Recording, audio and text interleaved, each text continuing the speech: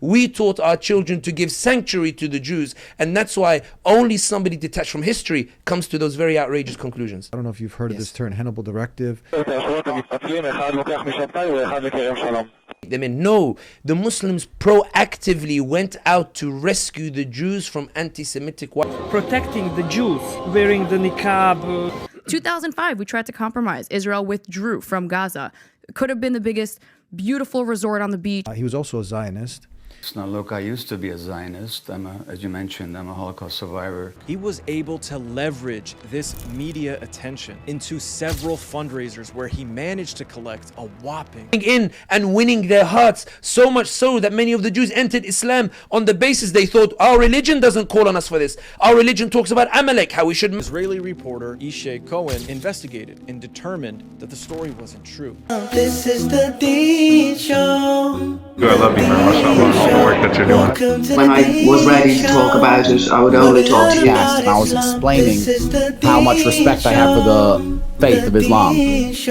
Welcome to the Deen Show. The Deen Show. Now my next guest, Sami Hamdi, is the managing director at the International Interest, who's also a political commentator. I'm going to get into this very disturbing clip, and I want him to give us his feedback and reaction to it, because it seems like this is catching a little bit of momentum. So we're going to put this out before more people start to repeat some of these, not facts, far beyond fiction. We can no longer embrace this being Mr. Nice Guy to the people who are in Gaza, because this is over 1,000 years of mothers teaching their children, grow up and kill Jews. Grow up and kill Jews. Assalamu alaikum. Wa alaikum assalam wa rahmatullahi wa barakatuh. How are you doing, Sami? Alhamdulillah, jazakallah for having me, Hadi. Thank you for coming in. We're getting straight into it. You see, this is beyond fiction. I mean, fairy tales, what do you call this? I call this incredible right-wing propaganda, incredible Israeli multi-billion-dollar PR propaganda, and also desperation.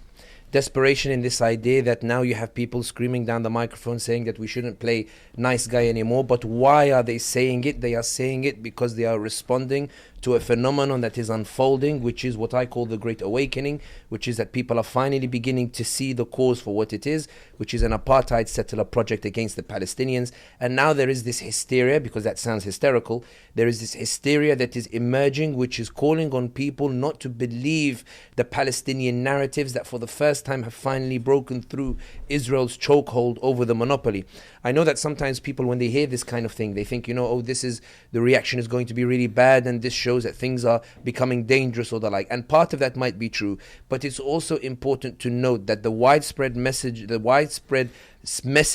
of messages such as this is a reaction to what they perceive to be a threat. And the threat they perceive to be here is not a military threat from Gaza or the Palestinians.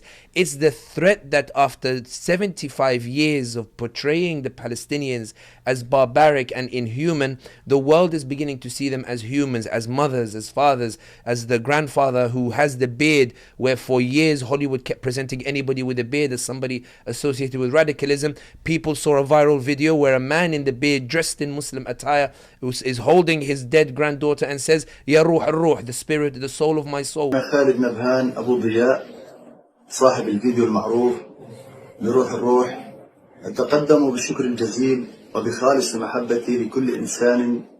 They are seeing this, and these videos are humanizing the Palestinians in a way that is provoking that sort of hysteria. And that's why, as you said, they're going beyond fiction in order to try to create multiple narratives in a desperate attempt to dehumanize the Palestinians after failing in previous attempts with the stories of the beheaded babies, with the apparent stories of rape, with the apparent mistreatment of the hostages, or like all of which have since been debunked. You being a practicing Muslim, obviously, tell us, what does Islam, is this part of the because you said for over 1,000 years, Muslim mothers have been taught to just hate Jews. Is this part of the Islamic teaching, just to hate Jews because they're Jews? I think that when it comes to this particular propaganda and messaging, it's important to note that those who say this are very much detached from history. And the reason why I say that, they are detached from their own history.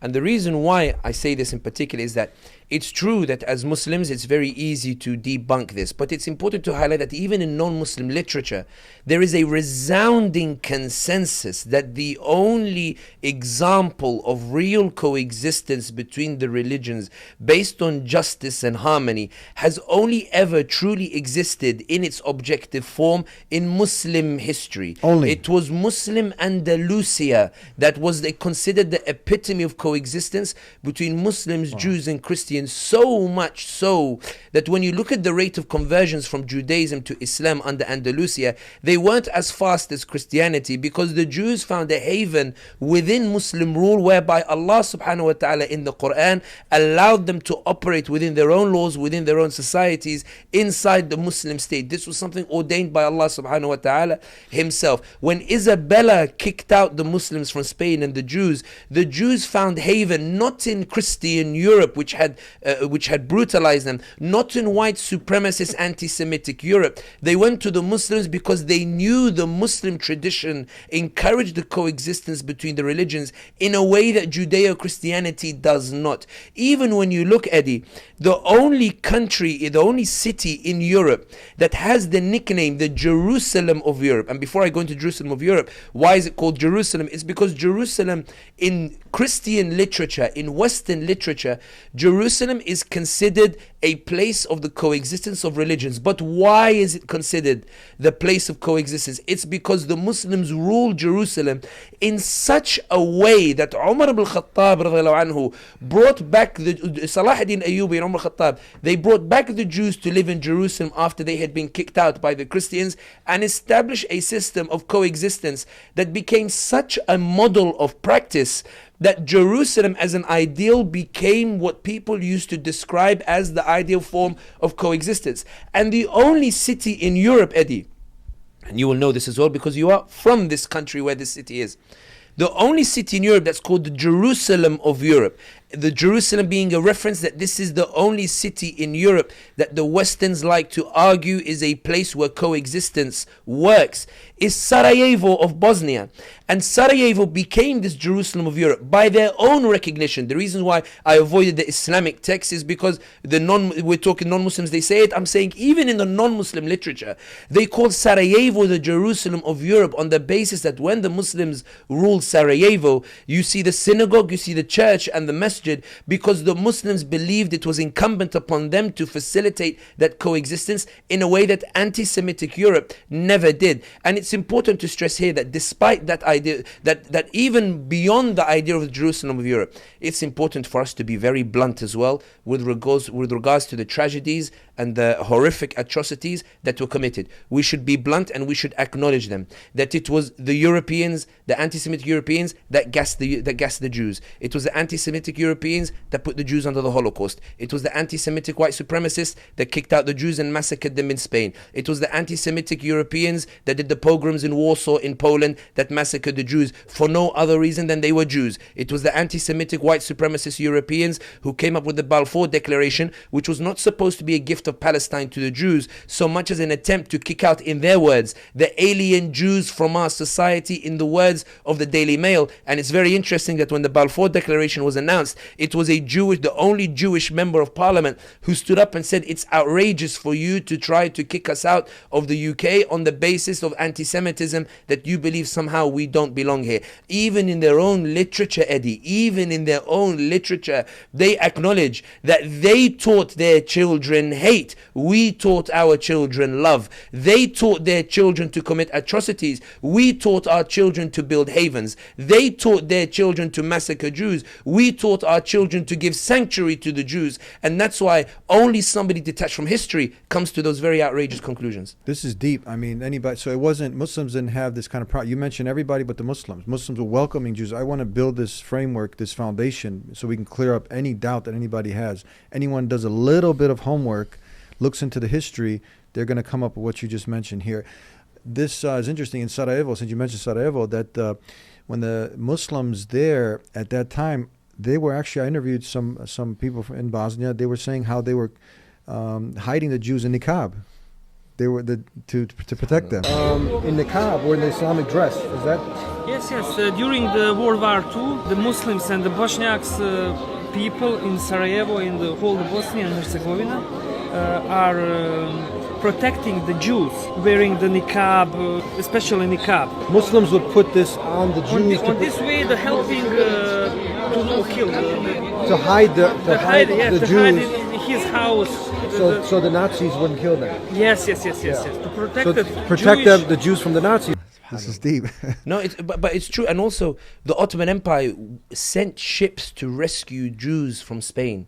Like, we're not talking about the Jews turned up on the shores and we said, oh, okay, let's take them in. No, the Muslims proactively went out to rescue the Jews from anti-Semitic white supremacist Europe. Even those pictures of the Jews from Europe who are coming to Palestine after the Holocaust, after the brutality of what Europe did to them, they unfurled the banners. Please don't do to us what the Europeans did to us, what the anti-Semitic white supremacist Europeans did to us. And that's why I find it fascinating that what white supremacist Europe tends to do, the white supremacists, is they try to reflect their atrocities or impose them on others, in that they were anti-Semitic, so they accuse others of being anti-Semitic. Everything they did, they are trying to accuse the Muslims of doing. And the reason why Muslims are so baffled by it is because the Muslims look at their own rich tradition in history and they say, yo, guy, we did it already. Like, even today in the universities, when they study coexistence, Andalusia is the #1 example they all use. Sarajevo is one of the top examples that they use. They struggle to find a single European city where they can legitimately argue that there was harmony between the different religions, because white supremacist Europe didn't believe in coexistence. They believed in subjugation. They believed in massacres.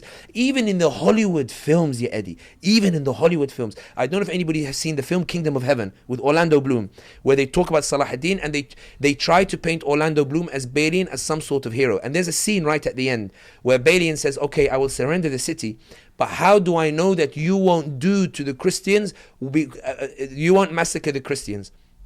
Because Balian is aware that when the Christians took Jerusalem, they massacred 70,000 of the population, Muslims and Jews. And he says, how do I know you won't do that to the population in there? And Salah ad-Din goes, because I am Salah ad-Din. I'm not you. You're not my teacher. And that's why I think it's fascinating that even in the Quran, when Allah subhanahu wa ta'ala talks about the da'wah, He says, وَمَنْ أَحْسَنُ قَوْلًا مِمَّنْ دَعَا إِلَى اللَّهِ وَعَمِلَ صَالِحًا وَقَالَ إِنِّنِي مِنَ الْمُسْلِمِينَ. Is there any better speech than the one who calls to Allah and does good deeds and says, I am from the Muslimin? We tend to forget that the next ayah gives context to that ayah, which is وَلَا تَسْتَوِي الْحَسَنَةُ وَلَا السَّيِّئَةُ. The good deed and the bad deed are not equal.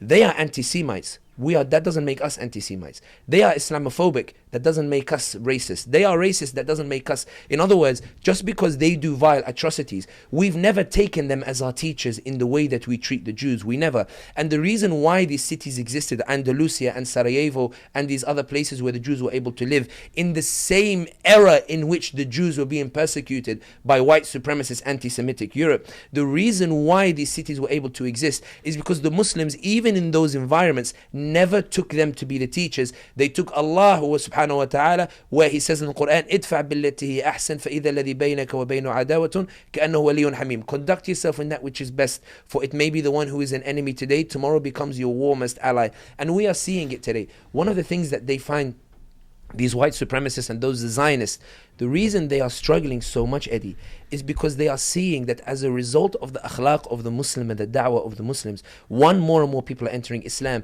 but two, more and more allies are aligning themselves with Muslim causes. Eddie, you saw the Jewish cousins do the sit-in in the Congress demanding a ceasefire. You've been to protests before. You've seen the Jews join us and say, we stand against this ceasefire. They're doing it because of the da'wah the Muslims are giving, and also because those particular Jews know their history. They know that historically, there's never really been a problem between the Jews and the Muslims insofar as the Muslims living side by side with the Jews. And to finish on this point, anybody who opens the book Road to Mecca by Muhammad Asad writes at a time before Israel is established. Muhammad Asad says that in Palestine where he was living, the Jews and the Muslims live side by side in complete harmony, but the influx of Europeans coming in particularly Europeans coming in, are agitating and causing a rift in society that is exacerbating these differences, because they refuse to engage with the society and look down on the Jews who support the coexistence. And the reason why I want to finish on this particular point on this topic is to highlight that Zionism in its essence was always about ethnic cleansing and genocide. It was something that was so disgusted by the Islamic principle of respect and coexistence. They were so disgusted that Islam called for respect of Ahl al-Kitab. They were so disgusted that Islam would uphold a system of justice whereby Ali radiallahu ta'ala anh, the fourth Khalifa of Islam, would go to a court case and he would be against the Jew and they would be arguing over a plot of land or the like, and the judge would give a ruling in favor of the Jew and then look at Ali ibn Abi Talib and say, Ya Abul Hasan, you look upset with the judgment. And Ali radiallahu anhu would say, no judge, I'm not upset with the judgment. I'm upset that you called me Abul Hasan but didn't call him with a kunya. You honored me by calling me by kunya. If you use kunya on me, use kunya on him. If you will call me Abul Hasan, you call me Abu on his son, to elevate him in status, to show you how Islam, even in something as the title with which you address the Jew, is something that Islam demands that you uphold justice in. The Zionists were disgusted that Islam respected the Jew, so they wanted to dehumanize the Muslim to try to convince the world that somehow we're the ones who are oppressing the Jews. You have a lot of academics, you have a lot of historians, Jewish historians, who also go ahead and are honest, and they come out and say Islam saved the Jewry. I want to take it back to the last and final messenger sent to mankind, Prophet Muhammad, peace and blessings be upon him. Did he at his time have the ability, if he wanted to, if Muslims were really against Jews, to annihilate Jews at that time? Did he have the power if he wanted to? The Prophet Muhammad sallallahu alayhi wasallam, when he enters Medina, he's aware there's a large Jewish population. He's aware that Aus and Khazraj, the largest tribes, have given him allegiance, and he's aware that the Jews have a sensitivity towards a man who's just turned up at the gates, claiming to be a prophet of Allah subhanahu wa ta'ala, bringing a religion that they fear will supplant their religion. They fear that Muhammad sallallahu alayhi wasallam is about to bring about revolutionary change in Medina that might result in an existential crisis against the Jews. Answering your question, they believe that an existential crisis, primarily because his message was resonating with the two main powers in Medina, and that these two main powers, who had been warring for generations, fighting and killing each other for generations, suddenly laid down their arms as a result of the message of this man, an orphan, illiterate orphan, who had come from Mecca, and they had offered him sanctuary. The Jews were concerned what this message would mean for them. The Prophet Muhammad sallallahu alaihi wasallam goes to them and says, let us establish the Pact of Medina, whereby if somebody attacks you, we promise to defend you. If somebody oppresses you, we promise to defend you. If somebody comes after and violates you, we swear before Allah subhanahu wa ta'ala, we will fight with you to the end for your rights,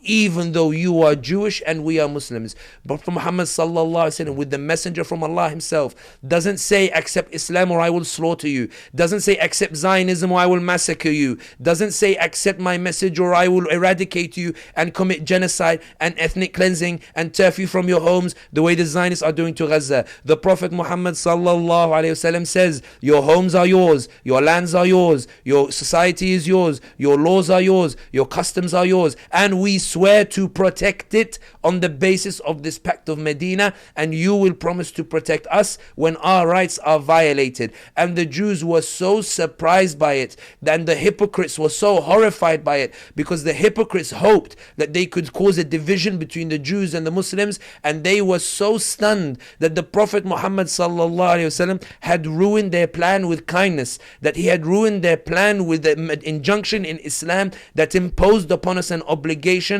to show respect and uphold the rights of the Jews even though they are not Muslim. The hypocrites believed that we have a mantra like the Zionists where we should be massacring those who disagree with us. They were shocked that Allah subhanahu wa ta'ala was telling his prophet, don't force them into the religion, convince them. La ikraha fi din, convince them. Wajadilhum billati ahsan, debate with them in that which is best. Wa qul li ibadi qulati ahsan, say to my believers that do that which is best. Wa man ahsanu qawlan mimman da'a ila Allah, the best speech is the one who calls to Allah, not the one who kills in order for them.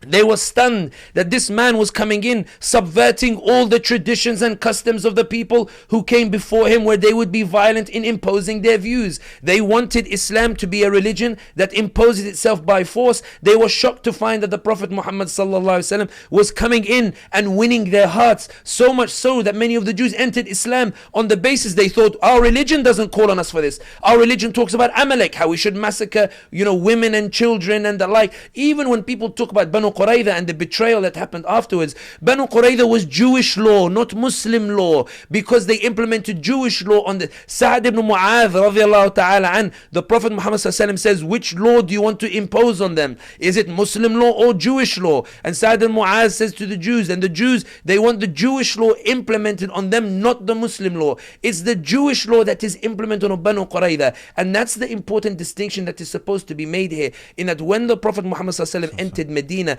the reason the Medina covenant is studied even today is because it was revolutionary in its time, that a man would come with a message from Allah subhanahu wa ta'ala, but tell people, I'm not here to force you into it, please give me a chance to plead with you to enter it. And I think that's why the Prophet Muhammad, when a Jewish corpse was passing by him in a funeral, he stood up to show respect to it, even if Allah told him don't do it again. But it showed you the humanity in the heart of the Prophet Muhammad sallallahu alaihi wasallam, and his approach to the Jews, which is the example for us. And that's why I always say, and I love Umar Mukhtar's statement, the Libyan liberation leader, where when they captured Italian soldiers, and his soldiers, they said, let's torture and kill them the way they did us, let's rip their limbs off the way they do to us, let's electrocute them the way they do to us. Umar Mukhtar looks at them horrified and says, they are not our teachers. The Muslim says they are not our teachers. The Muslim says they are not our teachers. And that's why I say, for everybody listening to this, they are not our teachers. When we talk about our relationship with the Jewish population, Netanyahu is not our teacher. Blinken is not our teacher. Biden is not our teacher. These people committing atrocities are not our teacher. Even when they commit atrocities, we read in the Quran, وَلَا تَسْتَوِي الْحَسَنَةُ وَلَا السَّيِّئَةُ. The good deed and the bad deed are not equal. Allah doesn't tell us to respond with the same atrocity. Allah tells us that bad deed is not equal to the good deed. And the Prophet ﷺ is our example, in that when their rights are violated, we stand with them. And when they are oppressors, we were ready to stand against them. But the point is, the relationship is one of justice. Justice doesn't belong solely to the Muslims alone. It also belongs to the Jews and the Christians. And in their own history, this is where I finish on this point, in their own history, forget Islamic history, in their own history, this is why I emphasize, I started with their history. In their own history, they acknowledge that the only religion in history that gave sanctuary to the Jews, or any persecuted religion that was persecuted by the white supremacists of the Western world, they always found sanctuary in Islam. And some of their greatest writings emerged, not in Europe, but emerged in Muslim societies, because they had the freedom to do so. This is really deep. I mean, this leaves no doubt. You mentioned a lot of things. It had me think when you said our cousins. This is like a term of endearment. Why are you going to call someone your cousin? You know, if you hate them, if you're teaching your children, like Michelle Bachmann, former congresswoman, is talking about. If you have this hate, and you're being taught to kill them. And then you made a distinction between Jews and Zionism. For the average person who doesn't know the difference, how would you define and help them understand the Judaism between Zionism and the two?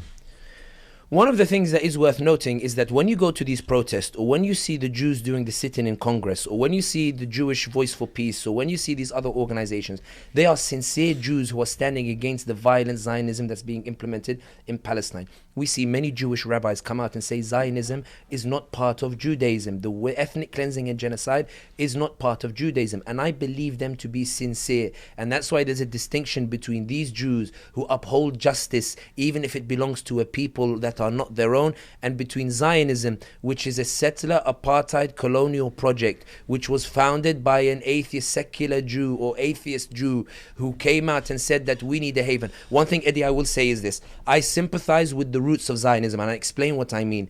Zionism doesn't emerge from a vacuum. Zionism emerges because the white supremacists of the Western world are so atrocious in the calamities that they inflict on the Jewish population. Their anti-Semitism is so deeply embedded, is so vile, is so violent, is so brutal. We're talking pogroms, we're talking mass massacres of Jewish populations, we're talking Holocaust, we're talking about the persecution in their jobs, we're talking about persecution in society, we're talking about newspapers doing horrific cartoons where they show Jews with long noses and accusing them of being all these various different things. Zionism emerges in this environment where the Jews say to themselves that these anti-Semitic white supremacists of the Western world, who are today trying to preach morality and values that somehow they believe to be superior to everybody else, their treatment at the hands of these white supremacists was so violent and brutal that they believed the only solution was to establish a haven for themselves where they will no longer be persecuted. They wanted sanctuary and security from who? Not the Muslims that they claim today for 1,000 years somehow their children were taught to hate. They wanted sanctuary from the white supremacist Western world. They wanted sanctuary from the white supremacists. They were willing to go anywhere, Argentina, Uganda, anywhere away from these white supremacists who are so racist, so anti-Semitic that we can't live in their societies. We need to establish a society for ourselves. In this, I sympathize. In the Muslim world, they saw justice. They didn't see it in the white supremacist anti-Semitic world. I sympathize with that. But Zionism became an idea of ethnically cleansing a land that did not belong to them for the sole purpose that somehow they believed themselves to be a chosen people. Allah says in the Quran that when Banu Israel used to treat people badly, they used to be told, why do you treat people this way? And they used to say, ذَلِكَ بِأَنَّ that ليس علينا في الأميين سبيل, that you can't blame us for the way that we treat an unlettered people or people who are below us. The Zionists argued, Europeans by the way, ironically, not the Jews of Maghreb or the Jews of the Middle East or the Jews elsewhere. The European Jews turn up to Palestine and they preach this idea of Zionism, in which they tell the Jews who are living in coexistence that, what do you think of the idea where we kick out people who've been in their homes for thousands of years? Let's kick them out, take their land, take their homes, and take it for ourselves, because we are a chosen people. Why don't we commit genocide and a Nakba and kick them out in 1948, kick out 700,000 Palestinians for no other reason than we want their land and we want to establish it as an ethnocentric Jewish state.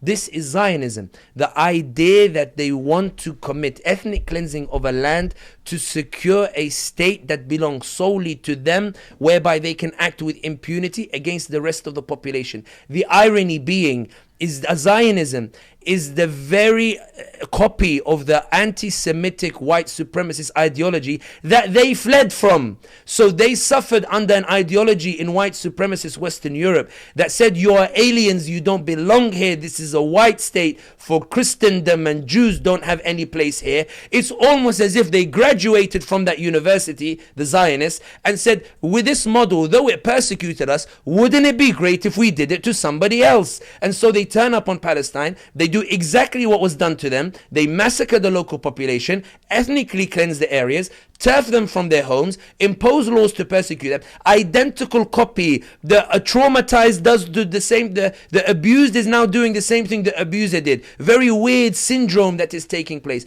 This is Zionism, and this is why the Jews were horrified by what the Zionists did. Many Jews were horrified by what the Zionists did. The Jews who understand Judaism have come out and they've said that Judaism does not believe in the genocide and ethnic cleansing. Some have even gone as far as to say the reason they don't have a state is because God doesn't give us a state because we betrayed our prophets. They have that in their own literature.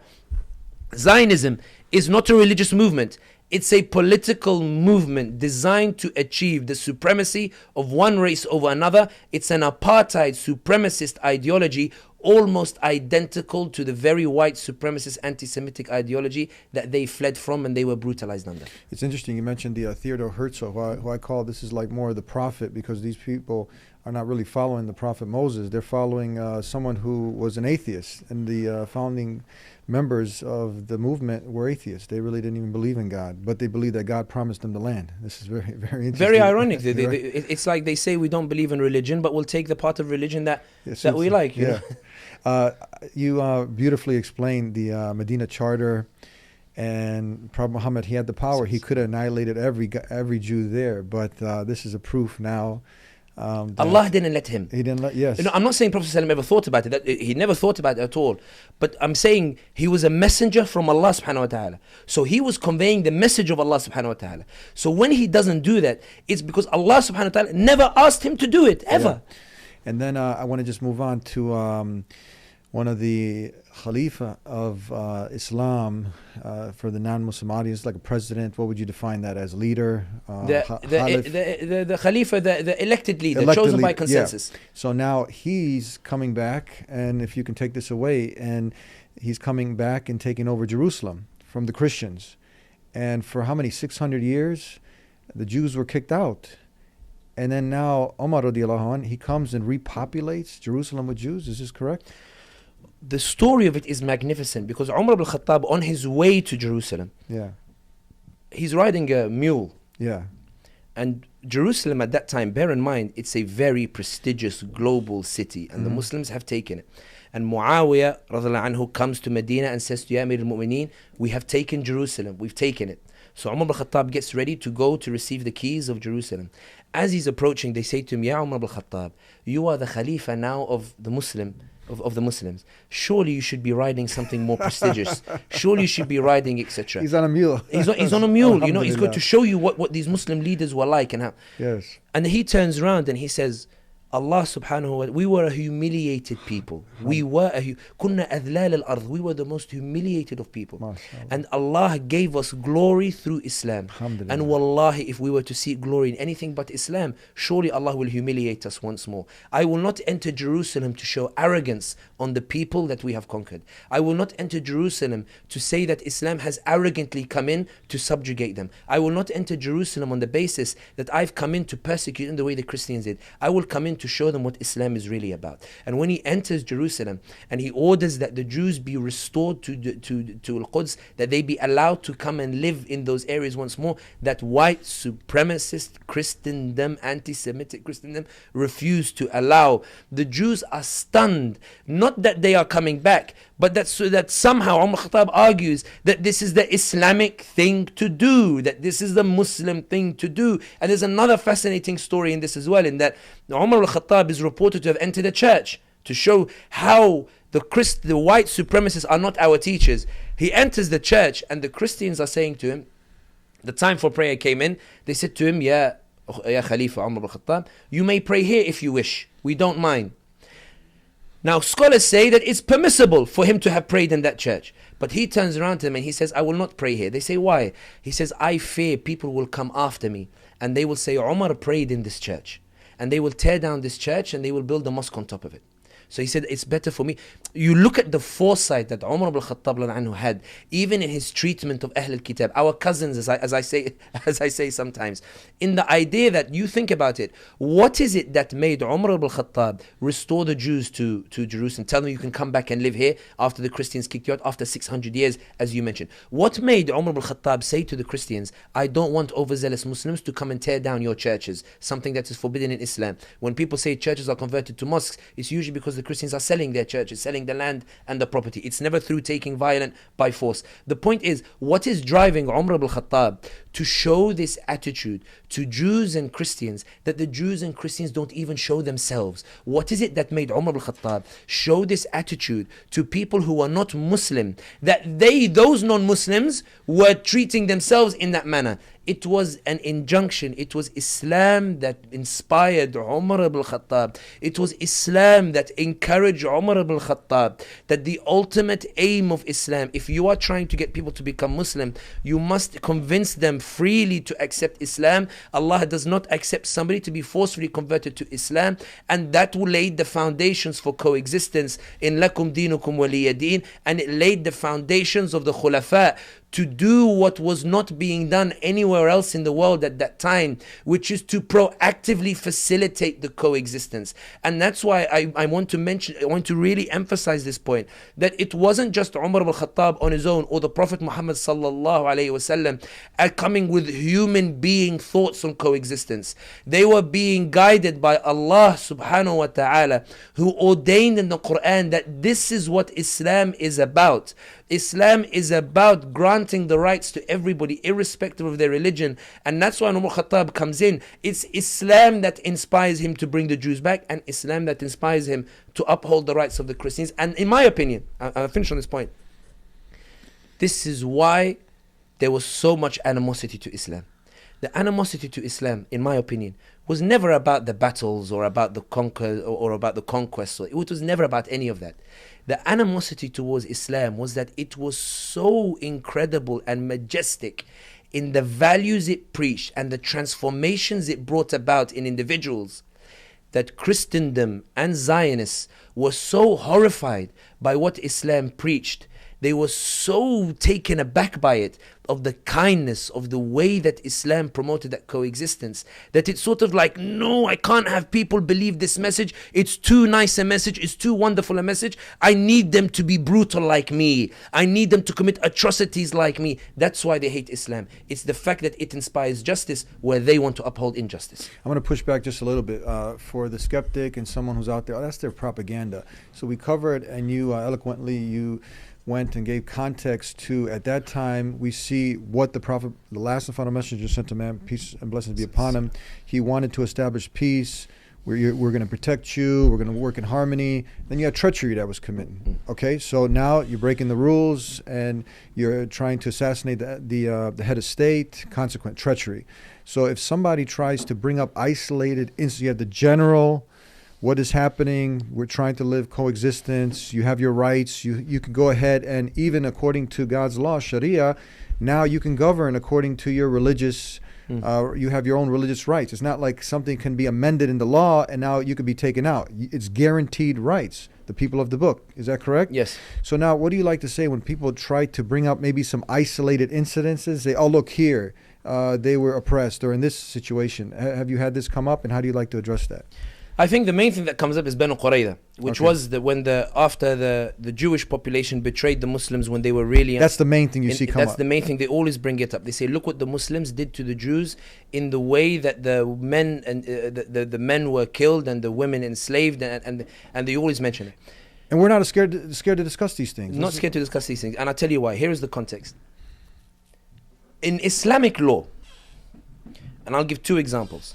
In the Battle of Uhud, for those who are interested in reading about it, it was a defeat of the Muslims at the hands of Quraysh, who were beating. So the Muslims were winning, and then the archers on a hill, they got excited about the spoils of war. They abandoned their position, and Khalid ibn Walid, who would later become the sword of Allah and Muslim, comes around the mountain and he hits the Muslims from behind, and the Muslims are defeated in that battle.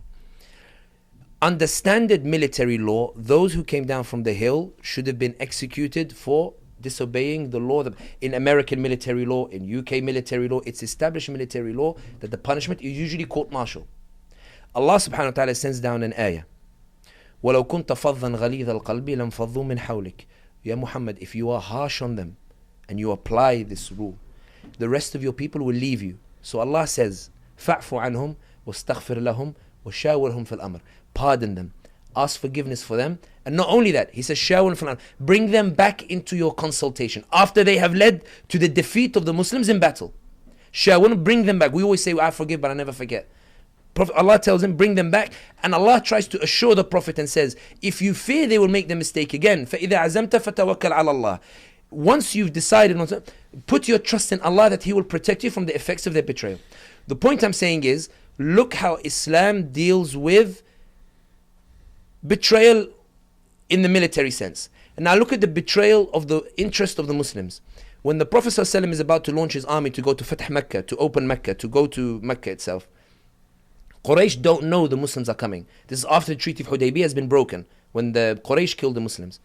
A man worries about the fate of his family, so he leaves Medina under the cover of night, and he tries to go to Mecca to tell them the Muslims are coming, prepare yourselves. In other words, he's telling them, get ready. He's betraying the Muslims.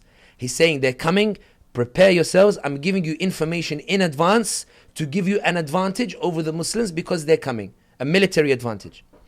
When they catch him and he comes back, this is a betrayal of the full magnitude. What does the Prophet Muhammad impose on this individual? When the Sahaba are saying he should be executed for his betrayal, the Prophet Muhammad says, he fought in Badr. How do you know that Allah has not forgiven those who have fought in Badr. In other words, they forgive the treason. The reason I say this, look at the capacity in Islamic law for pardoning even a crime of treason. Now let's look at Jewish law, which was what was implemented on Banu Qurayza. Banu Qurayza, what was implemented was not Muslim law or Islamic law, which has room for pardoning crimes, including treason, as we saw in Badr, as we saw with the person who tried to betray the Muslims in Badr. They wanted Jewish law to be implemented on them. And that's why sometimes when they use these arguments, I always say, maybe if they had asked for Islamic law to be implemented on them, it wouldn't have happened. But the Jews insisted on their own law being implemented on them. Surely in many ways it's a sign that Islamic law might be a bit better for the population than your Jewish law, than Judaism. And that's why I think for these issues, when they bring isolated incidents, the reason they bring isolated incidents is because the context kills them. The context makes them feel uncomfortable. To tell somebody that was Jewish law under Judaism, not Islamic law, really hurts. It's like, well, you're trying to say Islamic law is better.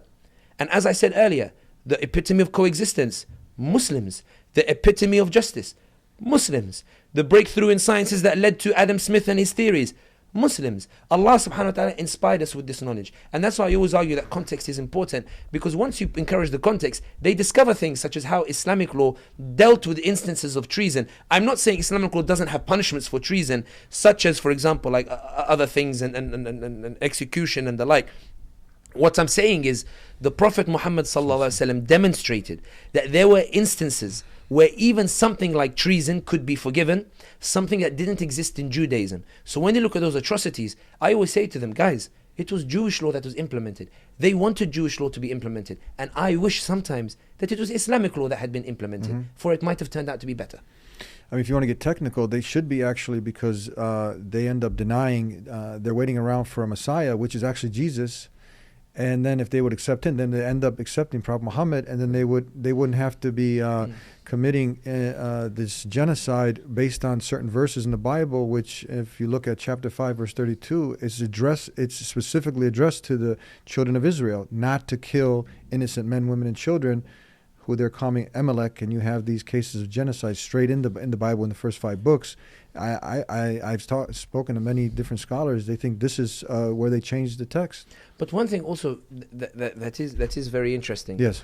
Is that this idea that when you're talking about the Jewish populations and the Christian populations or the like, it is worth noting that one of the reasons that they dislike the context is that even with Banu Qurayza, which is the main example they use, when the hypocrites go to the Jewish population and tell them this is the golden opportunity to wipe out the Muslims. So when we're talking about, we're not talking that suddenly people turned up and oppressed the Jews. The hypocrites, the munafiqeen, they go to the Jewish population in Medina and tell them, if you guys stab them in the back, if you go and hit them from behind, all the Arabs have gathered, we can wipe out the Muslims. But this is why I think a lot of Zionists don't like context. Because the reaction of the Jewish leader, before he agrees to the treason, he actually says, but Muhammad has treated us well. Like, the Muslims have treated us really, for what reason would we betray them? Why would we commit treason when we've been treated better probably than we have been treated in this particular city? Yes. Ultimately, they agreed to betray the Muslims afterwards, that particular community. But the point is that context, think about that statement, we've been treated so well by Muhammad. It hurts them. So you're there saying that the Muslims were vile and they were this and whatever. By your own admission, this is why I've started a lot of our discussion. I keep pushing back when you keep saying, what does it say in Islam? And I'm telling you, no, let's talk about what they said. Yes. By their own admission, he says, it's recorded even in their books, Muhammad has treated us well. Why does he say that? And I think that's what hurts them the most. In their own text. In their own text. Okay, so we covered a lot, and I wanted to build this purposely on this foundation to dispel this narrative that's being pushed on Fox News, on all the major networks, that it's a Muslim Jew thing. People who are motivated by hatred, that they hate Jews, they hate Israel. And we just dispel this. Anyone who's sincere looks at this, I mean, there's no shadow of a doubt left. So let's go in the future now. Let's commendate. And then you talked briefly on the Nakba, what happened. So Muslims and Jews were living in a relative peace for over 1,000 years in Jerusalem. And then they came over fleeing the anti-Semitism from the Christians, not the Muslims, and then they came over to Palestine. They were welcomed. And then what happened? You had the displacement of almost over 800,000 innocent human beings who had welcomed you in your home. And they were, talk about briefly about this, what was called the Nakba. Is it also, I've heard that this is something that you can't, in Israel, you're not supposed to even talk about this. You can't bring this up. There's a law against it. So the British have the mandate over Palestine. They've taken it from the Ottomans. The Ottomans have lost it after the First World War. The Ottomans have lost it at a time when Sultan Abdul Hamid II is toppled in the early 1900s. The Young Turks come to power. The Young Turks are a secular group. They already lay the foundations of bringing down the caliphate, which they create a very Turkish-centric state, which is one of the reasons that encourages or allows the Arabs in the Arabian Peninsula to create a semi-legitimacy to revolt against the Ottomans. They turn around and they say, look, it's no longer an Islamic empire, it's become a Turkish empire under the Young Turks. We don't owe any obligation to it. And then afterwards, the Ottoman Empire collapses, the British take over the Palestine, all that. But they struggle to rule over Palestine. At the same time, however, when they're in Palestine, the Muslims and Jews are living side by side. Balfour Declaration comes in which they say to the Zionist movement, you can have Palestine, you can start moving in. Problem is many Jews are not moving to Palestine. So they end up providing financial incentives in order for the European Jews to come. When the European Jews turn up, the society starts to become agitated. Why? The Muslims and the Jews are used to living side by side. They have a lot of relationships, business relationships. Some are even marrying between, because Muslims can marry Ahl al-Kitab. Good point, stop there. If Muslims hate Jews, how are they allowed to marry? Exactly. That kills the argument. And there's a lot of intermarrying as well. There are families with Jewish and Muslim relatives, blood relatives as well. The Europeans turn up. They've been brutalized. They've been tortured. They've been persecuted by white supremacist, anti-Semitic Westerners, anti-Semitic Europe. They turn up, but when they turn up, they don't respect the coexistence. They look at the Jews who are living side by side with the Muslims as almost self-hating Jews, as traitors, as those who are not committed to the cause of ethnic cleansing and creating a state exclusively for the Jews, where no other people live in these Jews with the same rights as the Jews. So they start agitating. Muhammad Asad in his book wrote to Mecca. And Muhammad Asad was born a Jew. His name was Leopold Weiss. He was born in Austria. He was an Austrian Jew who later became Muslim. So at the time when he's in Palestine writing, he hasn't become Muslim yet. He's still a Jewish journalist in Palestine. And he writes at the time that the Zionists who are coming from Europe are agitating a society that was by all means quite harmonious in the way it was operating between the religions. When they come, the Zionists start agitating and putting out propaganda calling for the displacement of Palestinians and establishing of a Jewish state. At that time, they're a minority, so nobody's taking them seriously. But in 1928, 1929, there are gangs that are emerging, that are provoking the Muslim populations, and we're seeing scuffles take place on the streets, and the Arabs essentially respond to that, and the big riot and revolt takes place, which results in a number of aggressions taking place that leads to Zionism securing a greater sympathy amongst the local Jews. As a result, more gangs are created that later become the IDF, later become consolidated as IDF later on. As after World War II, there's the Holocaust. The world is sympathizing with the Jewish population as a result of 6 million Jews being killed by who? By anti-Semitic white supremacist Europe. They commit an atrocity of which the Muslim world has no equivalent by any stretch of the imagination. It's something that somehow I always argue that the white supremacists are experts in terms of these kind of things, putting Jews in gas chambers and gassing them, be innovating in the way that they kill the Jews and the like. The horrors are such that there is this sympathy towards the Jewish population.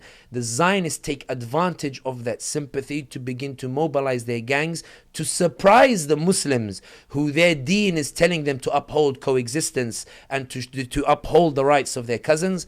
The Jewish gangs turn up one day in the nighttime and they start kicking out the Palestinian families one by one. The Palestinian families are stunned, shocked. They have no idea what's happening, no idea what's going on. They're being killed and they're being turfed from their homes. And so they move out. 700,000 Nakba, 800,000 Palestinians are kicked out of their homes. The Arab states, many of which are still colonized, are so horrified. Some try to invade, but the white supremacist, anti-Semitic Europe sees an opportunity to keep the Jews there, we don't want them coming back to Europe. So if they're being invaded, we'll help you. We just don't want you to come back to Europe. Wow. We'll help you stay there. They're invading you, we'll help you keep this state and that kind of. And that leads to 1948, the first defeat, and then afterwards, when the Arab states start getting liberated from colonization, they make another attempt. Again, that fails. Then you have 1967, 1973. But the point is that generally, it happened in a way that can only be described as barbaric, but also the agitation of the society began with the arrival of the Zionist Jews from Europe, and the Muslim population were taken by surprise because, and it's very similar to sometimes we look at trends initially when we read Fox News or the like. Once upon a time, we used to laugh at Fox News. We say this is a minority trend that can never have any influence. Today, we see that Fox News, the way it spreads for fake news and all these others, it's become a serious problem that needs to be addressed. And that's very similar to how the Arabs treated Zionism, in that it was an idea that nobody truly believed would manifest itself in the way they did. They were taken by surprise. Anti-Semitic Europe didn't want the Jews to come back to Europe, so they said, keep that state over there. And as a result, it developed into this very awkward relationship. Okay, I want to get your response to this. This is what's commonly pushed out there in the media and is one of the major talking points. I want to see how you respond to this. I cannot remind you enough how many times Israel has tried to compromise with a two-state solution. So let me just read the facts because I don't speak on emotion. 1936 Peel Commission, Israel accepted, Palestinians rejected. 1947 UN partition plan, rejected, and then the Arab Leagues waged a war the next day that led to the alleged Nakba of displacement because they said, get out of here, let's kill all the Jews and you'll take the land back the next day. 1967 Khartoum resolution, rejected by the Palestinians. 2000 Camp David summit, Arafat and Ehud Barak, rejected by the Palestinians. 2005, we tried to compromise. Israel withdrew from Gaza. It could have been the biggest, beautiful resort on the beach and the best piece of land that they had to offer. Instead, they turned it into a terrorism haven. 2008, Ehud Olmert offered a Palestinian state, and it was once again rejected. You'll hear this, and it paints a picture like they've always tried to have peace. But how can you have peace when someone does, and she lists all these years, they tried, and this year, and this date, and they were like rejecting peace. One of the things is, when it comes to spinning that particular narrative, it's wonderful. You've heard this, obviously. I've heard this. It's wonderful when you take things out of context. Yeah. The idea being that, if let's say, let's do it this way. Everything she said is correct. Everything she said is absolutely correct. The Peel Commission suggested, a state for the Jews and a state for the Muslims. So the Zionists were harassing the Palestinians, preparing to drive them from their homes, announcing that they wanted to build a state where the Arabs wouldn't exist. They were saying that they were prepared to go to great lengths in order to achieve this. And in this context, they were saying, give us a state or we will kill you. 1948 or 1947, UN says, let's partition. Let's put into context. It's true. They said, let's partition, and the Arabs rejected it. Let's put into context. The UN was saying, guys, these Zionists really want to take your land. They want to take your homes. They're prepared to use force. They're prepared to kill you for it. They're prepared to drive you. We don't really want to stop these people from committing the injustice. We want to legitimize the theft of land, and we'd like you to agree to acknowledge the theft of land. We'd like you to agree to the injustice. We'd like you to accept it and swallow it. We'd like you to say, yes, please take my home. We'd like you to say, yes, please take my land. We'd like to say, yes, we're going to leave and we're going to give it to you for no other reason than you have violence and guns and the like. And they're presenting this offer that, look, we want to do this nicely. We want to take your land nicely. We want to kick you out nicely. We want to seize this and make this estate exclusive for us. We want to do it nicely, and we're offering you a chance. Give us your home or we will kill you. What a wonderful, merciful offer that was, Eddie. And then the Arabs decided to invade when the Zionists go out and kick out the Palestinians from their home. When the Zionists go and kill the Palestinians, when they turf them from their land, something that is illegal under every legal code code on this earth. Even here in the United States of America, if someone enters your land without permission, you guys have arms here. I've seen you guys with your guns in your glove box. Is something that coming from London is quite horrific to see, although somebody did respond and say you have stabbings in London. I'm like, okay, fine, I get it, but still, to see guns there so easy. In the US law, you have it. If someone enters your land without permission and refuses to leave, what do, Eddie? You're allowed legally to shoot him. It's a very strange thing for me, but I mean, under every legal code, this is absolutely outrageous. She's right when she says that they proposed a state for the Palestinians. But why did they propose a state? Because they wanted Palestinians to say, give us the land or we'll kill you. And when they proceeded to kill the Palestinians and take the land, the Arab states invaded. So she's right. The UN offered partition, the Arab states rejected it and invaded. She's told a half-truth. Yeah, bint al-halal, let's finish the full truth. Let's finish all of it. Let's talk about why it was offered. Let's talk about why the Arab states invaded. Let's talk about why they invaded in a way that the US would invade a country if another country like Russia invaded Ukraine in order to drive the Ukrainians out of their homes. Let's talk about why they invaded in a way that the European states would invade in order to rescue one of their allies if their allies were invaded by a foreign entity that came in and tried to take their homes and their land. Let's talk about 1967. They provided a peace agreement and the Arabs broke it. What peace agreement? A peace agreement in which you were trying to say to the Palestinians, okay, in 1947 or 1948, we took this bit of land. Now we want this bit of land. And we're giving you the same offer again. We're ready to kill you. Our arms are ready. Our guns are loaded. We are coming in. We're coming in. We're giving you a chance. Sign this deal, handing it over, or we're coming to kill you. And when we talk about the Oslo Accords, same thing. Now we've got this much land. It's getting bigger now, this state of Israel taking more land. Israel makes the same offer again. She's perfectly correct. They made the offer for a Palestinian state. What was that offer? The offer was, we're coming for you. Our guns are loaded. We want your lands. We're going to kick out your ass. We're coming. Jayin. We're coming. We're giving you a choice.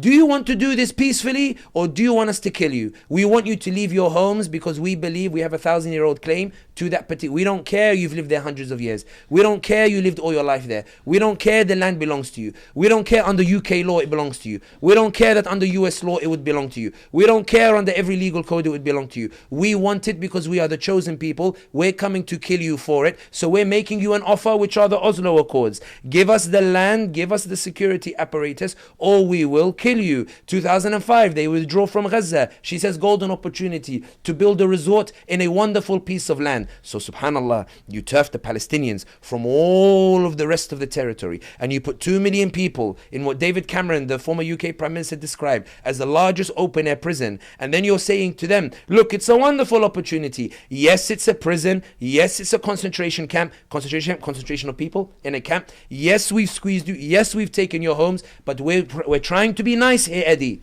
Yes, we slaughtered your family. Yes, we're taking your land by force. Yes, we've committed ethnic cleansing. Yes, we are building an apartheid state. Yes, you have to go through 6 different checkpoints just to get to work. Yes, we believe you to be inferior. Yes, you don't have equal rights. Yes, we believe in that. Yes, we do all of this, but we're being nice here, Eddie. We're giving you a chance to establish a state. We're coming with our guns. So you have to decide, do you want us to kill you or will you leave peacefully and give me that wonderful villa that your grandfather built that I want to live in? Why? Because in Brooklyn my flat is too small, so Israel told me I could move here, and Jacob says if I don't steal it somebody else will. And that's the point that I want to make here. Everything she says is correct, but she doesn't finish the truth, because if she finishes it, it condemns her. If she finishes it, it indicts her. And we have a saying in Islam. There is an ayah in the Quran which says وَلَا تَقْرَبُوا الصَّلَاةِ وَأَنْتُمْ سُكَارَى. If you finish it halfway, this is one of the only verses where you're not allowed to stop in the middle because it gives the wrong meaning. وَلَا تَقْرَبُوا الصَّلَاةِ. Do not approach prayer. If you stop the ayah there, it means don't pray. You have to finish the ayah in order to understand the context. وَأَنْتُمْ سُكَارَى. And if you are intoxicated. She's done وَلَا تَقْرَبُوا الصَّلَاةِ. Ya bint al-halal, finish وَأَنْتُمْ سُكَارَى. Finish the rest of the context.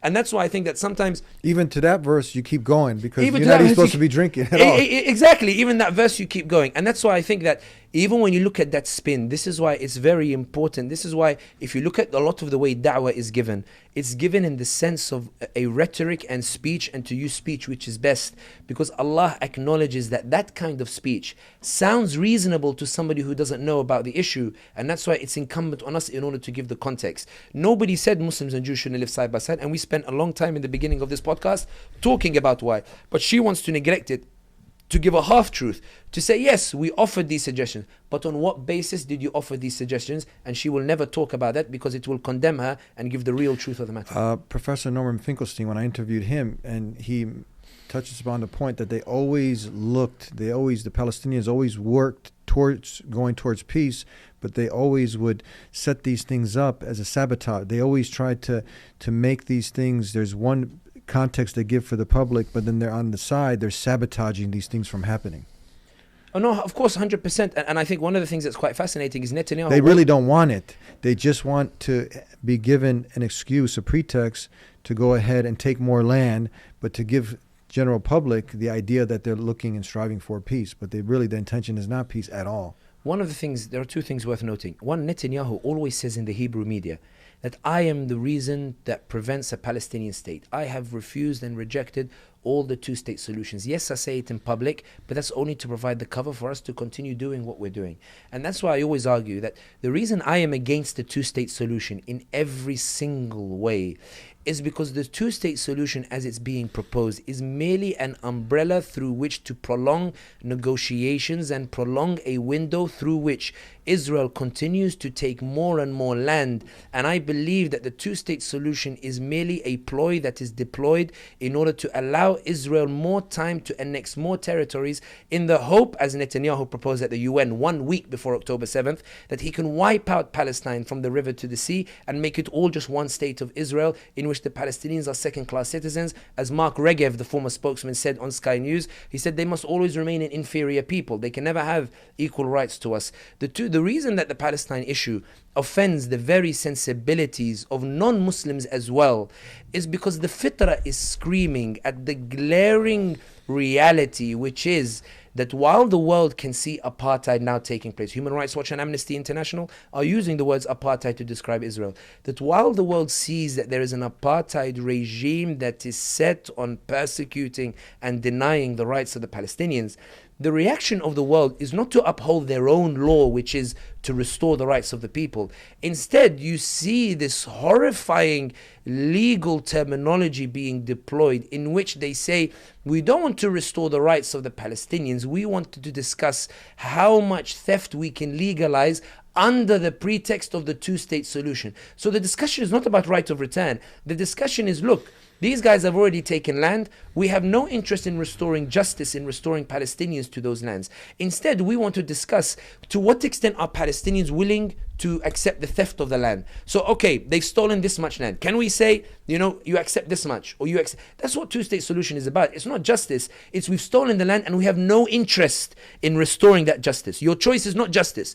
Your choice is to decide how much land you were willing to swallow and accept has been stolen. And that's why the two-state solution is unjust in its very premise in and of itself.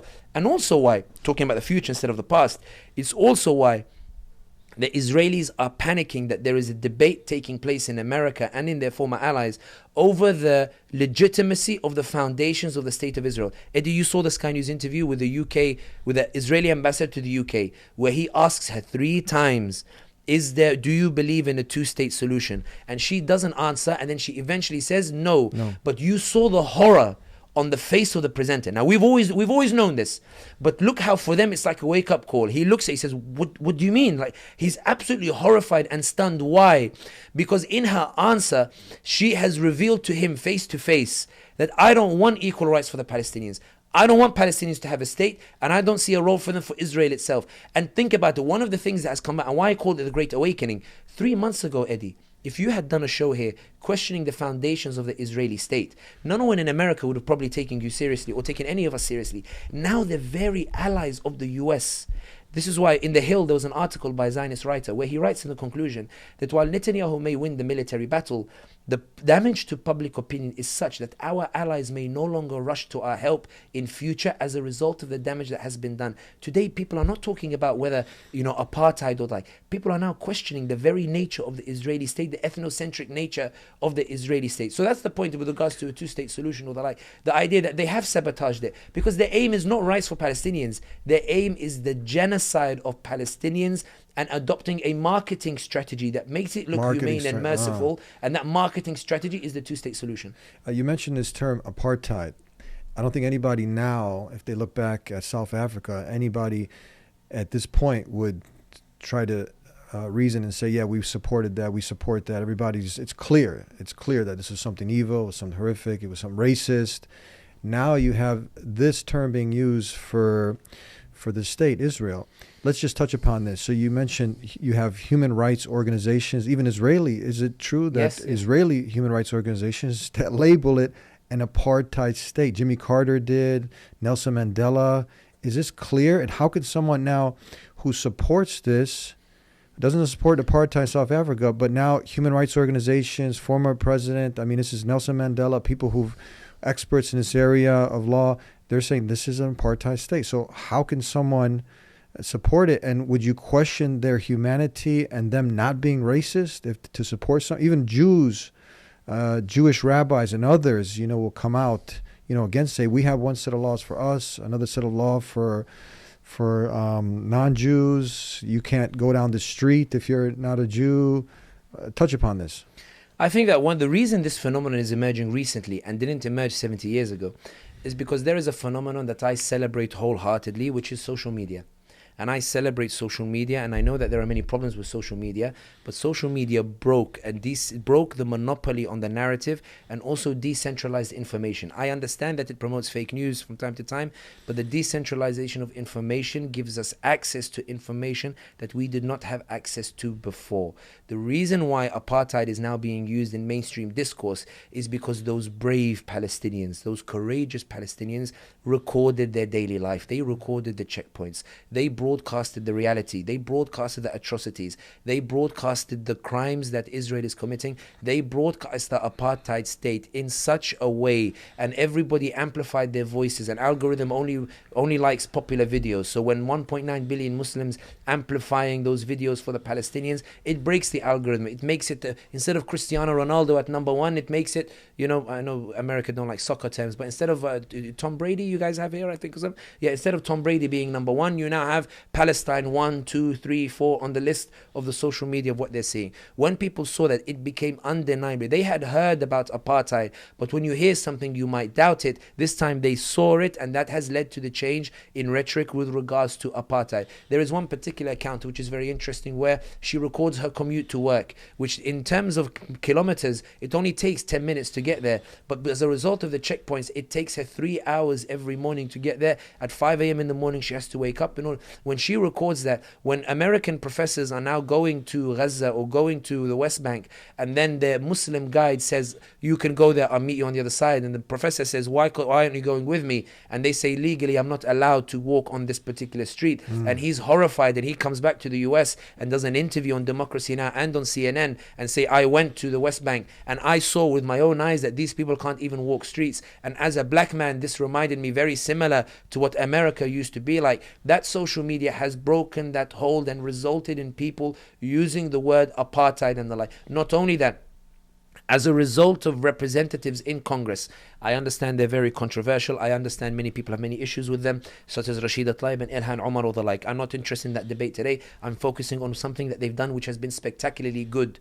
which is that in Congress, they delivered that language to the Congress floor. They stood up and used the word apartheid for the first time in the history of the Congress. They stood up and called it a genocide for the first time in Congress's history. Not only that, I remember when they censored Rashida Tlaib, which was 250 votes, something to 192. And many people are like, look, Congress is still standing with Israel. They censored her 250 votes to 192. And I turned and I said, but guys, have you ever seen 192 Congress people defy the Zionist line? Have you ever seen 192 Congress people betray the Israeli line? Have you ever seen 190? The point is, you can see that Israel is losing its ability to influence. When I see a Zionist girl in LA, I saw the TikTok video recently. TikTok, which I know many people have problems with, but I can't lie to you, after this Gaza thing, Sheikh Eddie, may Allah preserve and protect TikTok for us as a means of communication. And my algorithm, alhamdulillah, is all soccer games and Islamic reminders and whatever. It's amazing how you can fix the algorithm to make your own bubble. But the reason I mention the bubble is, look how loud the Palestinian cause is, that even in my algorithm bubble, even in the algorithm bubbles, Palestine is penetrating those bubbles. TikTok was supposed to create a world where only you live in it. Palestine, the roar for Palestine has been so loud, Sheikh Eddie, that everybody's bubble in social media has been penetrated by the Palestinian voices. So much so that I saw a video of a girl in LA do a video where she says, I'm not going to try the accent because I can't do it, but she said, I lived all my life in a Zionist environment. She said, I lived in LA. I never heard Palestinian voices. TikTok brought Palestinian voices and I can't unsee what I've seen. And as a result, she says, I'm going to do a video every single day exposing what Israel is doing to the Palestinians. That's unprecedented, Sheikh Edi. That's unprecedented. And that's what I mean. But at the heart of this change is not necessarily an awakening of conscience that came by itself. It's that the bombardment of the information coming out of Palestine and the decentralization of the medium that people were using to receive their news, where people now, I mean, I don't know about you, but I receive my news every morning. I don't go on bbc.co.uk. I go on Twitter and I look and I see the headlines, what people are saying, you know, real news kind of thing. That's where everybody's getting their information from. Or on some people in the nighttime, they watch TikTok and they see the videos. But the point is that decentralization of information has resulted in an unprecedented accessibility to information that Israel was trying to hide. Israel was always putting this hijab, this sort of, block, between the access to the... That's emphatically broken. And in this environment of freedom, of free speech, the irony, in this environment of freedom, Israel's arguments are collapsing one by one to the extent that Biden here is falling in the polls, here in the US, is falling in the polls. And I read the Reuters article, Sheikh Hadi, and you probably read it as well. The Republican and Democrat pollsters who analyzed this poll said the reason that poll is extraordinary is because of two things. The first, it's not just the economy that is resulting in the fall in the polls. They said his stance on Palestine is resulting in the fall in the polls. But the second and more extraordinary thing is that the polls, he's falling in the polls over a foreign policy issue where America doesn't even officially have troops on the ground. Usually the reason a war affects the polls is because Americans get tired of their boys dying abroad.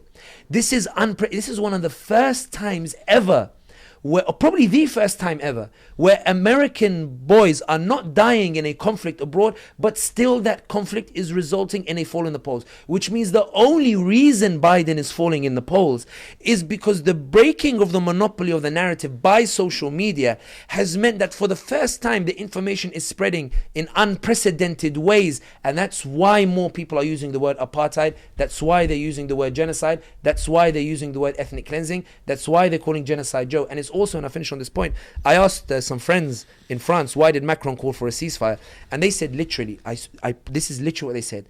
They said Macron, it's not that he believes in it, it's that everywhere he went in France, he just kept hearing people saying, Monsieur President, please ceasefire now. And he got so frustrated and that he just said, okay, I'll give a speech, ceasefire, but Israel has the right to self-defense. The media only focused on ceasefire because that's what the social media seized upon. And that has sparked and encouraged the momentum calling for a ceasefire as well. It's social media, and I make a semi-joke, although it's probably more serious than it is joking. May Allah bless and guide the creators of social media who broke that monopoly on the narrative and allowed us to deliver our voices in this way. There's a few more talking points that are they're very popular out there, and they constantly on the news networks, they're always pushing this. I think you answered this one in the reaction to the PBD podcast guest, but if you can answer outside of this one, why? So they'll say that, well, they pulled out in 2006, was it that they pulled out? And they could have made this, they could have had Trump Towers there. They could have had a nice theme park. They could have made it paradise on earth. They left. They pulled out. How can they be occupied if they pulled out? How would you address that? One of the reasons that the Israelis pulled out was because they were concerned that there was a real push for a two-state solution amongst the international community. So they wanted to give some sort of breathing space for the Palestinians whereby they could deny them a two-state solution. The idea being is that we sort of make a semi-compromise in order to ensure that a two-state solution cannot come about, and also we squeeze them in that Gaza Strip so that there will always be a hotbed that will always allow us to ruin the idea of a two-state solution. And that's why allies in 2015, when Sisi really wanted to demonstrate an affinity for Israel and began to really shut the tunnels under the Rafah crossing, Wall Street Journal reported that the Israelis told the Americans, Sisi is way too overexcited in his persecution of the Palestinians. Please tell him to calm down. Otherwise, he's going to lead into a lashing out, and that will force us into negotiations over a two-state solution again in order to bring that de-escalation down. I think that when they withdrew from Gaza, it was not about trying to facilitate freedom for Palestinians. It was about trying to prolong the idea of a two-state solution, because that's the umbrella through which they were hoping to annex the rest of Palestine. And not only that, after they withdrew from Gaza, they're focusing on the West Bank. So they withdrew from Gaza and went and started raiding Jenin refugee camp. They withdrew from Gaza and went and started attacking the West Bank. It was sort of like a shifting of priorities. It was like, okay, we'll give this to Gaza for now in order to buy time for us to go and conquer the West Bank. And that's why I think that actions speak louder than words when it comes to what Israel is doing. Yeah, the one rabbi, he gave a beautiful example. He said that they pulled out. It's saying like the people with control, the guards of the prison, they just went home, but they still have control over the prison, the people who are in the prison. And they just sort of expanded the prison, and that's why one of the things I find... Is that right? So they're controlling their air, their water, their calorie count. The list goes on. They've blockaded it. They don't have access to the sea. They can't import. They control permits. everything. If they want to build a house, build a home, they can't do they any make of that. Everything just unbearable, impossible. And that's why Francesca Albanese, I hope I pronounced her name right, the UN rapporteur, she said, she quite bluntly, she said, under legal definition, Israel may have withdrawn from Gaza, but it is still the occupier in every single legal sense. This is according to now... This is to international law. International law. So the UN also... Acknowledges this is an occupation. So we got apartheid acknowledged. We got no shadow of a doubt left. This is, according to international law and experts, this is an occupation. This is an occupation by every legal term, even under international law. And that's why the point was made that, the reason Israel legally doesn't have a right to self-defense is because an occupier is always in an offensive posture and therefore cannot defend itself against an occupied people, even in international law. And that's why even little details tend to go under the radar when they're pushing context, like the video you showed me earlier, in that for even the party that was taking place, on October 7th, just outside, and for the record, and it's important to highlight here, Muslims do not shy away from condemning crimes that are committed by Muslims. By that, what I mean is Muslims condemn civilian deaths regardless of who commits it. And I give an Islamic example. When Khalid ibn al-Walid radiallahu ta'ala was sent by the Prophet Muhammad sallallahu alayhi wa sallam to a particular tribe, reports reached him that Khalid had transgressed against some of the population of that tribe. And the Prophet sallallahu is on record as saying, Allahumma inni abra'u ilayka mimma fa'ala Khalid. Allah, I am innocent of what Khalid has done. We have a tradition in Islam whereby we don't shirk away from saying things like we condemn the death of civilians. That's not something that's hard for a Muslim to say. It's easy to say without undermining the resistance or undermining the rights of the Palestinians or the like. The reason why I say that is that the point is, when you think about it, Sheikh Hadi, and I want to put this in the minds of those who are watching this, there was a party taking place on October 7th where, on the border of what's described as the largest open-air prison in the world, think about that, a persecuted population in the largest concentration camp, and you're raving and partying at the walls of that concentration camp. That's insane when you think about it. It's like the Germans, doing a rave next to Auschwitz, for example. Like astaghfirullah. It's even when you think about the way that we have become desensitized to the way we talk about this issue, which thankfully social media has helped to remedy some of it. That even the sentence of there was a party next to the walls of this concentration camp didn't evoke the outrage it was supposed to evoke in the first place. And that's why even in the point of Gaza, the Israelis withdrew, but okay, they withdrew in name only. In de facto terms, they essentially control everything in the Gaza Strip. Yeah. What about the common argument, I think it was the hospitals that are being bombed, schools are being bombed, UN facilities, but the excuse is always human shields. How do you like to address this? I think Bassem Youssef, Bassem Youssef had a phenomenal interview with Piers Morgan. And while, many people hesitated because he played an integral role in facilitating the coup in Egypt that led to the toppling of the democratic transition there, we'll leave that as a separate topic. But I say that to show that still I acknowledge and appreciate that Piers Morgan interview, where he gave that very personal example, where he said he called his in-law that was in Gaza, and he said, Hamas, telling you can't leave Gaza because they want to use you as a human shield. And he said, no, they're not. We just can't leave because of the Israeli bombing. And Bassem Youssef, as a joke, he says, you're lying. Ben Shapiro and Ron DeSantis are telling me that Hamas is telling you can't leave. Basically showing how ridiculous it is that the person on the ground is telling you, no, they're not, we just can't leave because of the bombs. And somebody thousands and thousands of miles away saying, no, they're using them as human shields. And I think that the argument of the human shields, what it did more than anything else is expose the semantic gymnastics that analysts are willing to do to justify and give nuance to genocide and ethnic cleansing that is unfolding before their eyes. Because on the one hand, you're saying that this is the most sophisticated army in the world, that is capable of surgical strikes, that is capable of precision strikes or the like. But yet you see 400 people killed in a bomb in the Jabalia refugee camp. You see, for example, like hundreds of people being killed, women and children, and death toll. This isn't surgical precision strike. This is abath. This is, you're just bombing everywhere, left, right, center, which suggests either you're trying to commit genocide or ethnic cleansing, or either your army is quite pathetic, incapable of surgical strikes, and you're not as great as you think they are. You're condemned in either way. And that's why I think that the issue of the human shields as well, even when you think about it, you've got 2 million people in a very small stretch of land that you have turfed from other areas, and you force them into refugee camps. Where are those people supposed to go? You haven't allowed them to go anywhere else. So you don't want to allow them to go to their homes. You don't want to let them return to their lands. You don't want to give them equal rights. You don't want a one-state solution. You want to take more of their land. You've got their eyes on the Jenin refugee camp. Your aim is to take all of their land. What exactly do you want? Really, it's Norman Finkelstein, been studying this for 40 years. He talks about how it's the opposite. When he read all the reports from Amnesty International, all the human rights organizations, he said it's actually the IDF. They're using the Palestinians as human shields. It's flipped. It's not that this is actually a false statement. It's the other way around. No, and I agree entirely, and I think Norman Finkelstein, he has a wonderful way, like in the way he uses his words to expose the hypocrisy, and also like one of the reasons that I think his phenomenon is quite fascinating is to have somebody whose parents suffered in the Holocaust. In the Holocaust, they suffered on the Holocaust, but he still has the capacity and the empathy to be able to see similarities with what's unfolding with regards to the Palestinians, but also it's the understanding that he demonstrates that suggests that many Jews demonstrate as well. When he gave that answer in the Piers Morgan interview at the end, where he said, what would your parents say if they heard your stance? And he said, look, my parents did not have a good word to say about the Germans for their entirety of their lives. And he said, I understood that after what the Germans did to them.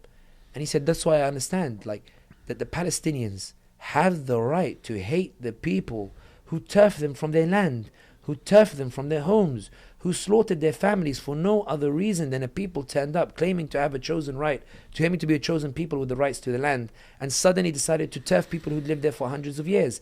They have every right to hate people who persecuted them for no reason, who slaughtered them for no reason, who took their lands for no reason. It's a perfectly legitimate reaction, and that's why I argue that one of the things, even with October 7th, bear in mind, October 7th was not a surprise for many people. Netanyahu was warned, even by Sisi and by others, that your approach to trampling on the Palestinians for normal will lead to an explosion. It was a consequence of the actions. Everybody knew it was coming. It's not about whether it was right or wrong. It's a natural reaction. It's there's a pressure cooker that is going to explode, and the world is trying to say that it doesn't explode. Do you think I just brought this to my mind, do you think some are saying that he allowed this to happen to use it as a pretext to do what he's doing now? I don't think so. I think that, to be honest, I think that Netanyahu was lulled into a false sense of security, because the week before he had given that speech in the UN where he said that, he presented that map that had completely erased. But he also said that normalization of ties with Saudi Arabia would be the greatest deal since the end of the Cold War.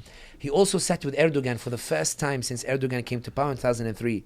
And I remember the Israelis were really showing off that image. Hey, look, Erdogan is sitting with... Because Erdogan wants that gas pipeline in the Eastern Mediterranean, and he's worried about the Middle East corridor that might bypass Turkey. When Netanyahu came back, even the UAE ambassador in the US, 3 months ago, I think he was talking with Carnegie or Brookings, and they said to him, has normalization achieved anything for the Palestinians? And he said, we haven't achieved anything with regards to normalization. We haven't achieved anything for the Palestinians. But he said, it's now on the future states that normalize to try to secure something for the Palestinians. But that won't make us, reverse normalization, because look at the trade deals we've signed. Look at how many flights between Tel Aviv and Abu Dhabi. Essentially, and even the Israeli ambassador to the UN, just to emphasize how much Netanyahu was lulled into false sense of security. When you look at the Israeli ambassador to the UN, he told Cannes Television just the week before October 7th, he said that the normalization with Saudi Arabia, he said in his words, quote, means the complete Arab abandonment of the Palestinians. And when the government sees the opportunities that presents, they will sign off on the normalization agreements. By opportunities, what he meant the military build-up in that week on the border with the Jenin refugee camp, as the Israelis were preparing to annex the Jenin refugee camp.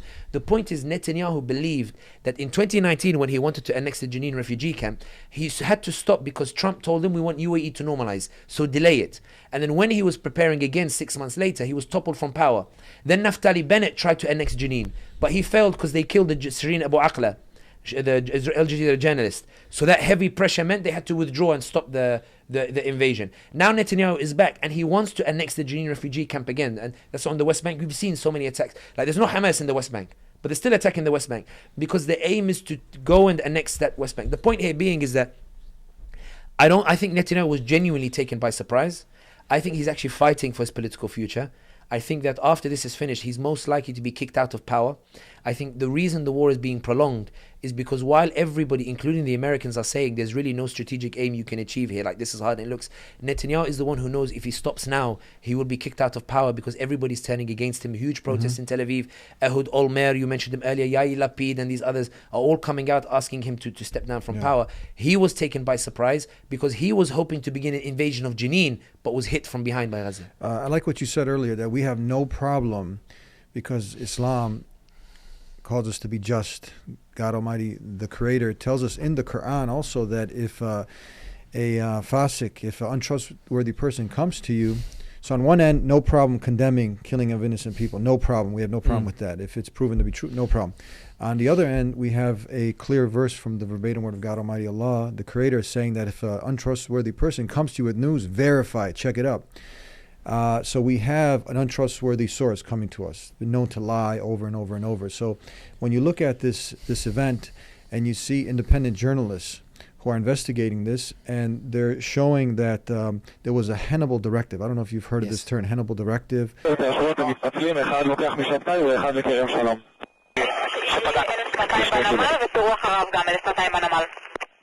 אני עושה את זה לפרוץ את החבל, אנחנו מבצעים ירי אקדח באזור המוצב ולחוץ רצות. כן. יאללה. מה תפרת את זה? 10 דקות אני יוצא החוץ. קיבלתי קוצר אחד, לזיקים שם דיווח בין 0 ל-1. עשרות אנשים שמנסים להיכנס מול נחלות. מנסים חזרה לרצועה על ציר. בסדר, חצו הרבה מזרחה, ביצעתי עליהם טיל אחד.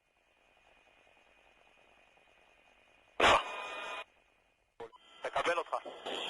מצוין, קבל. אתה אוחז בהם? כן, עוד חלוט. אלפא. עולה, יש עוד אופנה אחת שרץ עוד אחד. תל נופש, את הנשלח לי משם על תנועות, אני פצוין. 4 אילוסים. שקי כבר קוצר, סיים בטן, לוקח כספרו לאומרו, דוד.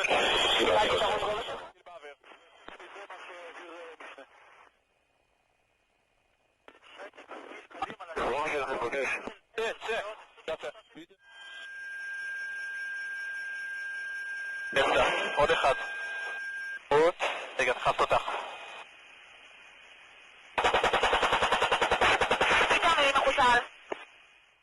תגיד אם אתה רוצה שהוא יעלה לחבור לשפטאי בנחלות. תגיד לי שאני יכול לעוף? שפטאי, אני מוציא פה באחרון. מה הגובה שלך? וטרור אחד נכנס לביצוע באזור...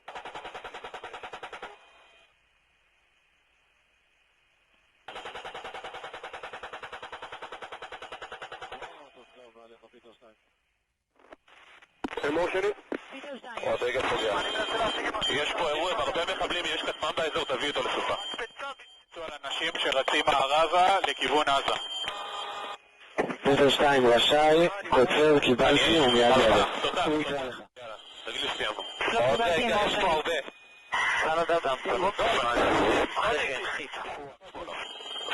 90, 47, המשך לאותה ציונה. כן, זה גם? יופי. עוד אחד. אנחנו קו 3. לא אכפת. כן, זה.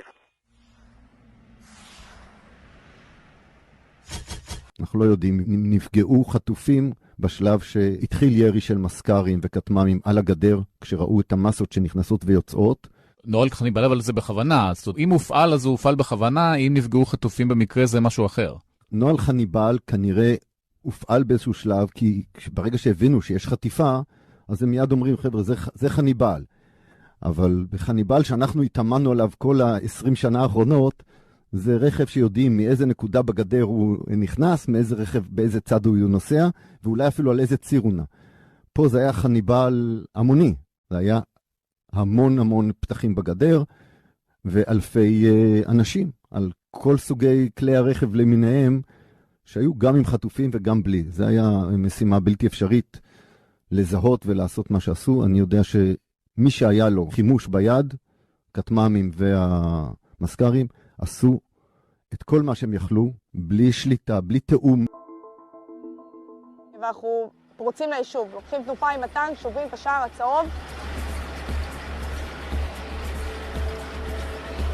ומתחילים לדהור לכיוון ההכוונות עם הכוונות ידיים של אותו חייל, והוא מצביע לי לטור ואומר לי, תראי לשם פגז, יש שם מחבלים. אני שואלת אותו בחזרה, יש שם אזרחים? הוא אומר לי, לא יודע, תראי לשם פגז. אני מחליטה לא לראות לשם פגז, אנחנו מדברים על יישוב ישראלי. אני יורה אש מקלעים לכניסה של הבית. They're showing that interviews with generals and commanders in the army, and they're showing how you had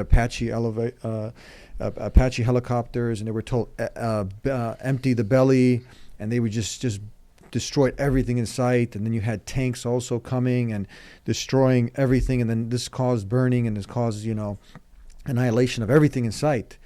So what do you have to say about this? And a lot of these things kicked off the 40 beheaded babies, and it was pushed by the media, these rapes and all this other stuff that you're like, hold on.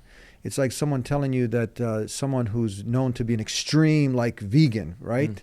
That he's eating bodies, he's eating meat now, right? So this is something that's totally opposite to Islam. Rape, killing innocent human beings. So you're going to be kind of, sensitive to be like, hold on. On one end, we condemn any of these acts. It's horrific. All human life is precious.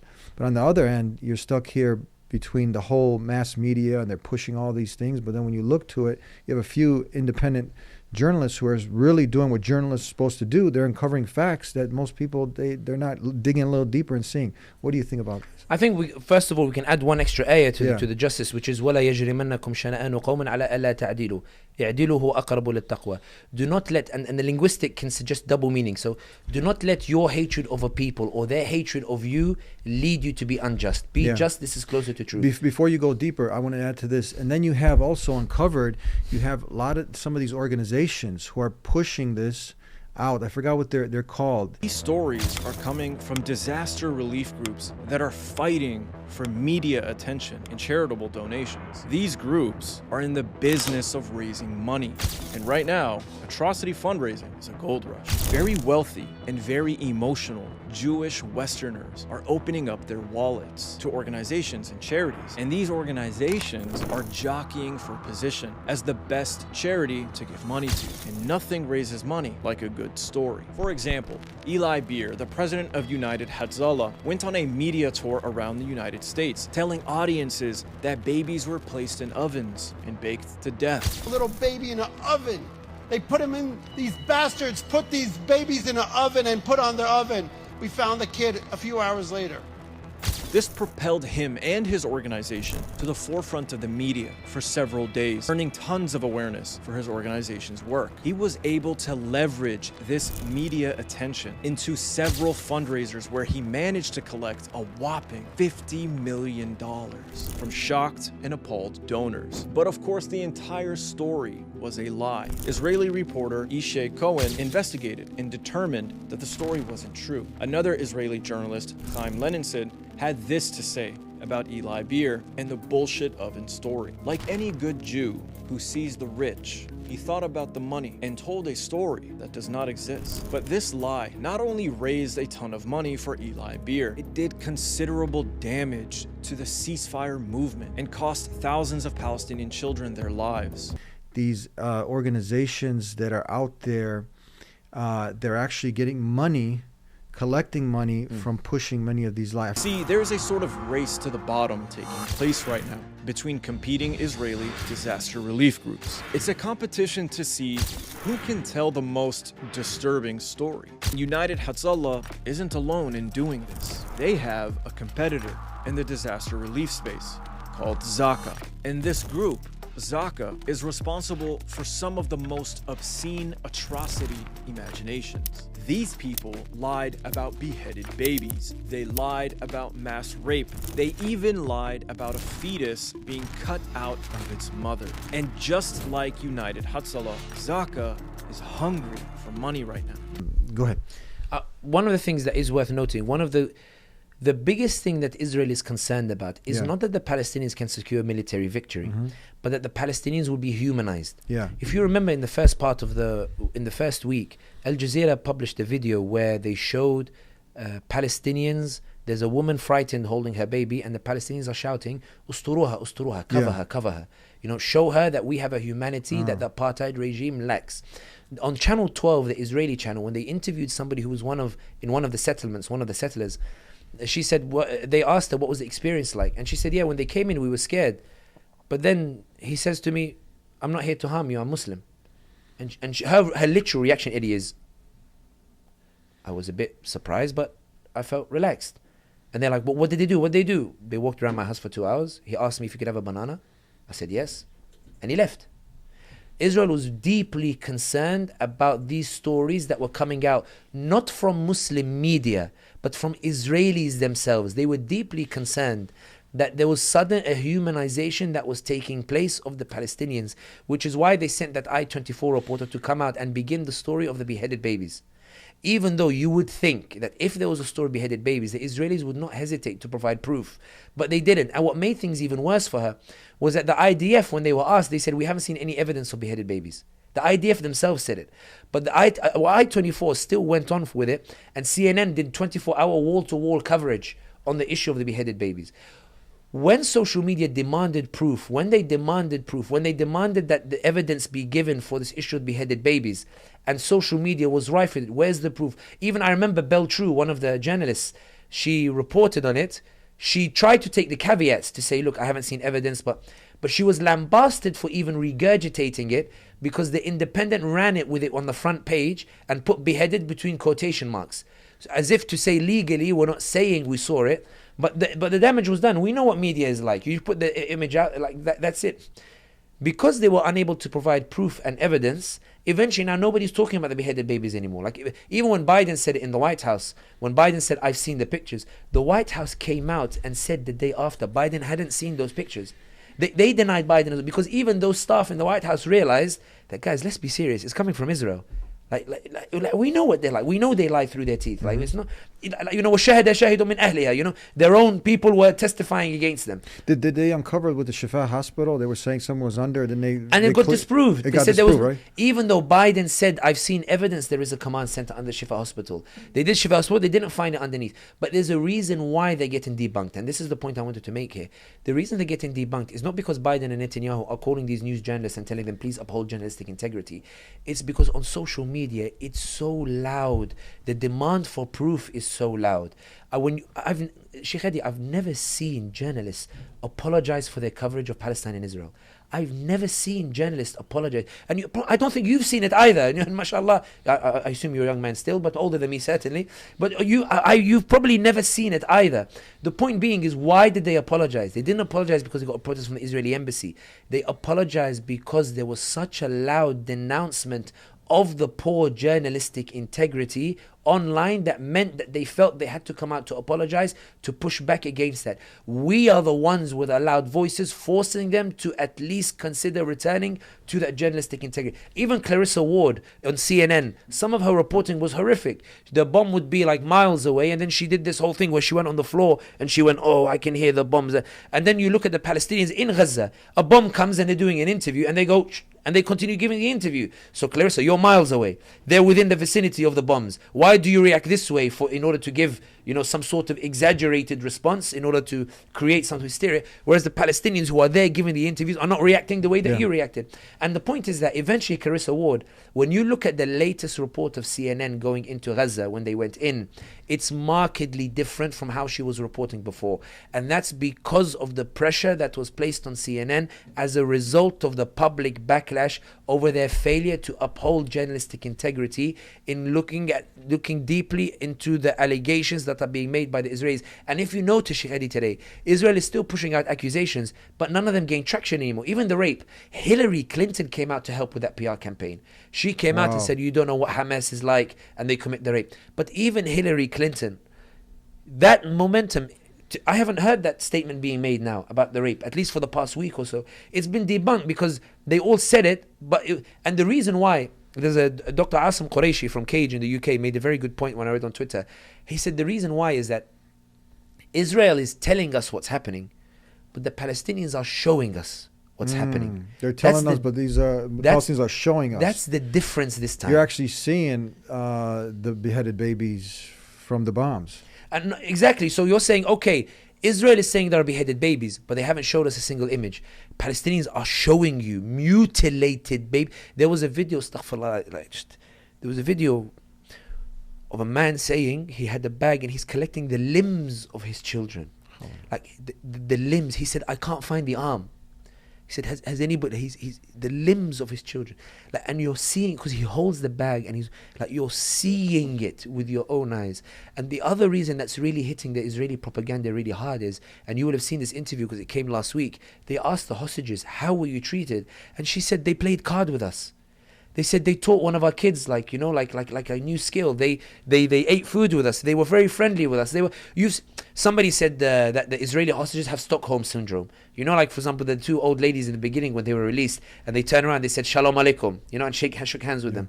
Or the other ones, like they were smiling. One went, like that to the fighters, to say, as if it was a pleasant experience.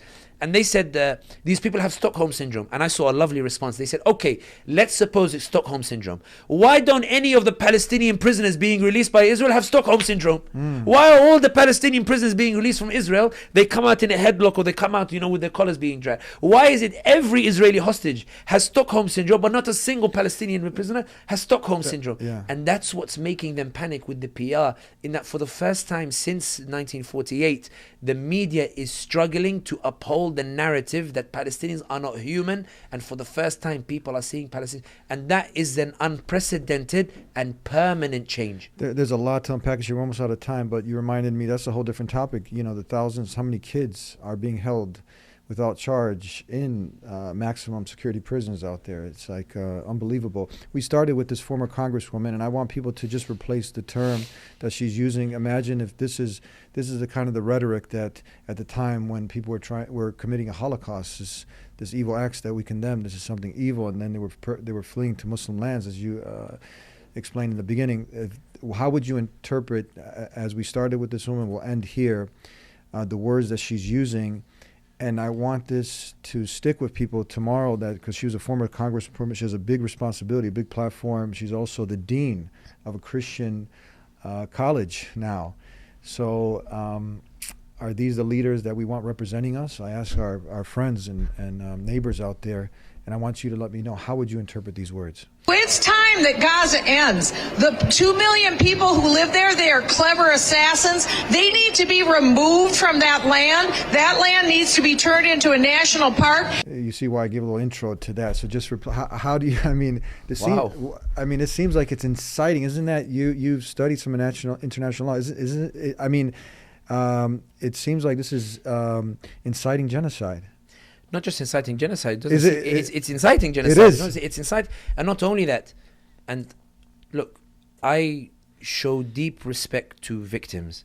And I don't like to politically play with the Holocaust or the suffering of the Jews under Nazi Germany.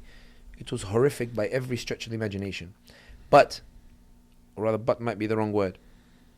I think there are very dark, almost identical statements being made by what we've heard here and Joseph Goebbels, Hitler's PR campaign. Wow. I think it's almost identical the way they describe them as subhuman. And bear in mind, it was Goebbels who paved the way with his PR that paved the way for the Holocaust by going after the Germans and pumping them with that information to say to them, this is what the Jews do. The difference this time, however, is that where Goebbels dominated the entire media in Germany, social media doesn't allow them to dominate the entire media. And that's why I think that it's ironic. Even Blinken had a statement in the UN where after Russia bombed the hospital in the Ukraine, and Blinken said, it's not normal. We can't normalize bombing hospitals. But here we are in Palestine and Gaza, and they're bombing hospitals, and it's perfectly fine. We see John Kirby. John Kirby wept and he cried, over Ukraine, but is making every semantic gymnastic to justify saying the Israelis, I'm seeing them take great effort in order to ensure not to kill civilian casualties when 15,000 have been killed. That's clearly incitement. And actually, by law, she can actually be prosecuted for that. She can be prosecuted. She can be prosecuted. According to what? International law? According to international, she can be prosecuted for that. And in the UK, we've actually seen lawyers come together in order to threaten politicians to say, if you keep making these inciting, we will take you to court. And we've seen some MPs actually tone down their language because they fear they can be prosecuted for that as well. And that's why I argue. That's good you brought that up. People need to hold people like this to account. And that's what I mean, in that here in the US, I understand that people feel under pressure with regards to what's happening in Gaza. But here you do have laws you can use to push back against that. You do have resources to deploy to legally push back against that, because it's illegal to incite hatred in this way. It's illegal to incite genocide in this way. And that's why I think that the difference now, as opposed to 9/11, 9/11, no Muslim could justify what happened on 9/11, it's true. But the reaction was one of panic and being insular. The difference this time with Gaza is the community is no longer going insular. They're going out to say, look, we condemn what is wrong and we uphold what is right. This is a genocide, apartheid, and ethnic cleansing, abundantly clear, and everybody now is deploying the resources to do it. And the reason why they're making statements such as this is because they are aware that the social media has changed the public opinion. One thing I will say is this, Sheikh, is this: the hysterical reaction, the hysteria with which they speak with, correlates directly to their perception of the threat to Israel's monopoly over the narrative. The more ridiculous and outrageous the statement, the more they are terrified over the shift in public opinion.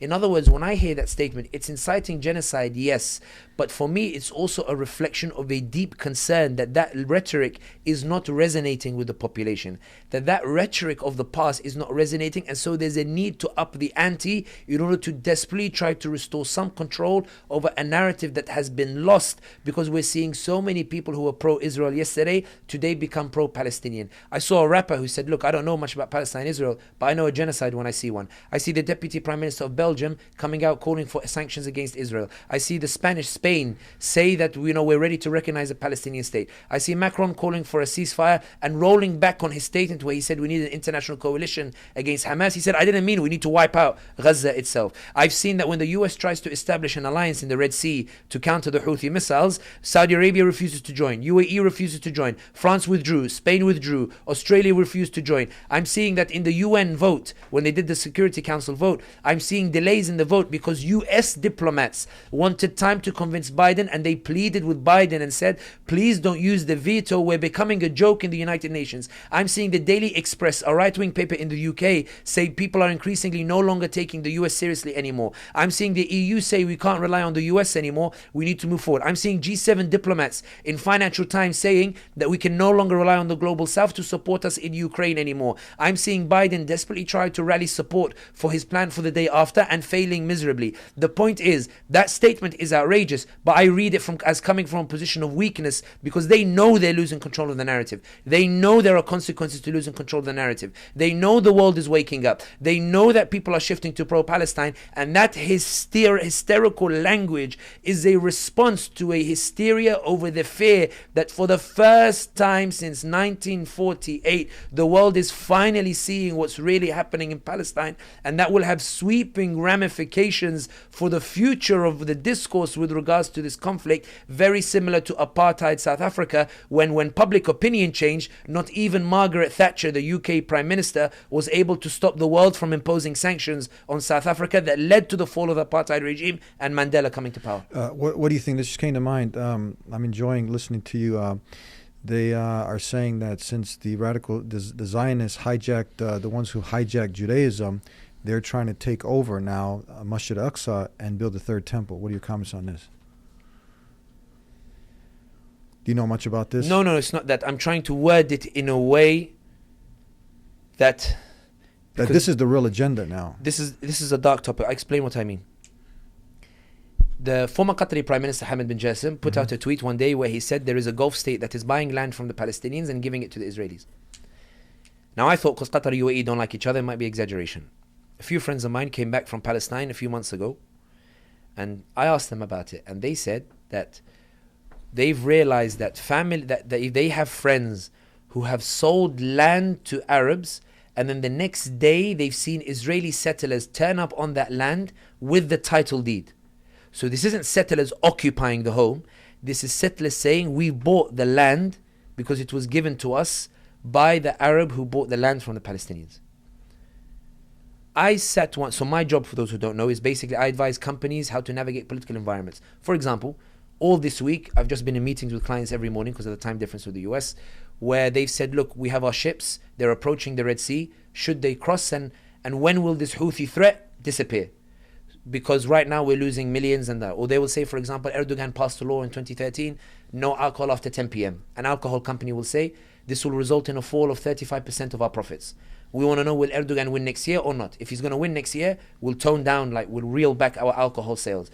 When Qasem Soleimani was killed in 2019, all the companies, they were saying, will there be war between Iran and the US? Because we have our operations. We don't want to get caught up. It will cost us 50 million to roll down our operations. We really don't want to do it. So we need to be certain there's going to be war before we make the decision. And then you tell them there's going to be no war. That's my job basically as a political analyst. Some of my clients are foreign ministries of Western governments. And I sat once in a room with diplomats, in a closed door room, as part of the consultancy process. And I was asked a question, as an independent expert, not that I claim to be an expert, but that's what they said, it's not me. They said, do you think that Saudi Arabia would hand over Al-Aqsa to the Israelis? I said, no, that sounds ridiculous. They said, because there's something that we find quite puzzling. What is it you find puzzling? When we talk to our Israeli counterparts, they've told us this is a done deal. Like when they speak about Al-Aqsa being handed over to Israel, they don't say there's maybe or we're negotiating. They talk about it like it's already a done deal. So we're quite confused about, this idea. Is that what the Saudis have said? Is that what the UAE have said?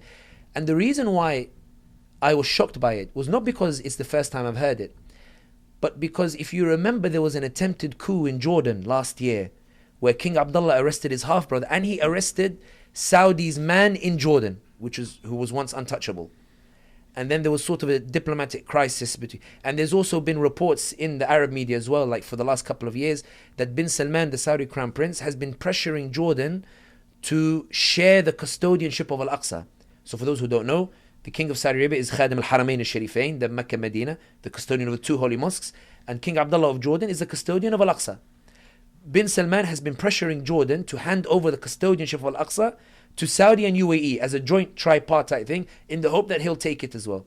When you put what these European diplomats have said and this immense pressure on Jordan from the Saudis and the de-Islamization process in Saudi Arabia and the fatwa coming out of Saudi Arabia, which is don't talk about Gaza because it's a fitna. And I have a friend who's going to Umrah. I won't say who, so they let him through Jeddah. But when he was in Istanbul, he told my wife that tell Sami that I received a WhatsApp from the tour group They told us, don't bring kafiyas to Saudi Arabia and don't record yourselves making dua for Gaza. And I told my wife, I can't go in a room and tell people this is what's happening. When I was in LA last month for a convention, I had dinner with a group of people and I said to them, guys, I'm hearing that this is what's happening. And one person on the other side of the table went, no, it's not a rumor. I'm going to Umrah next month. Here's the WhatsApp.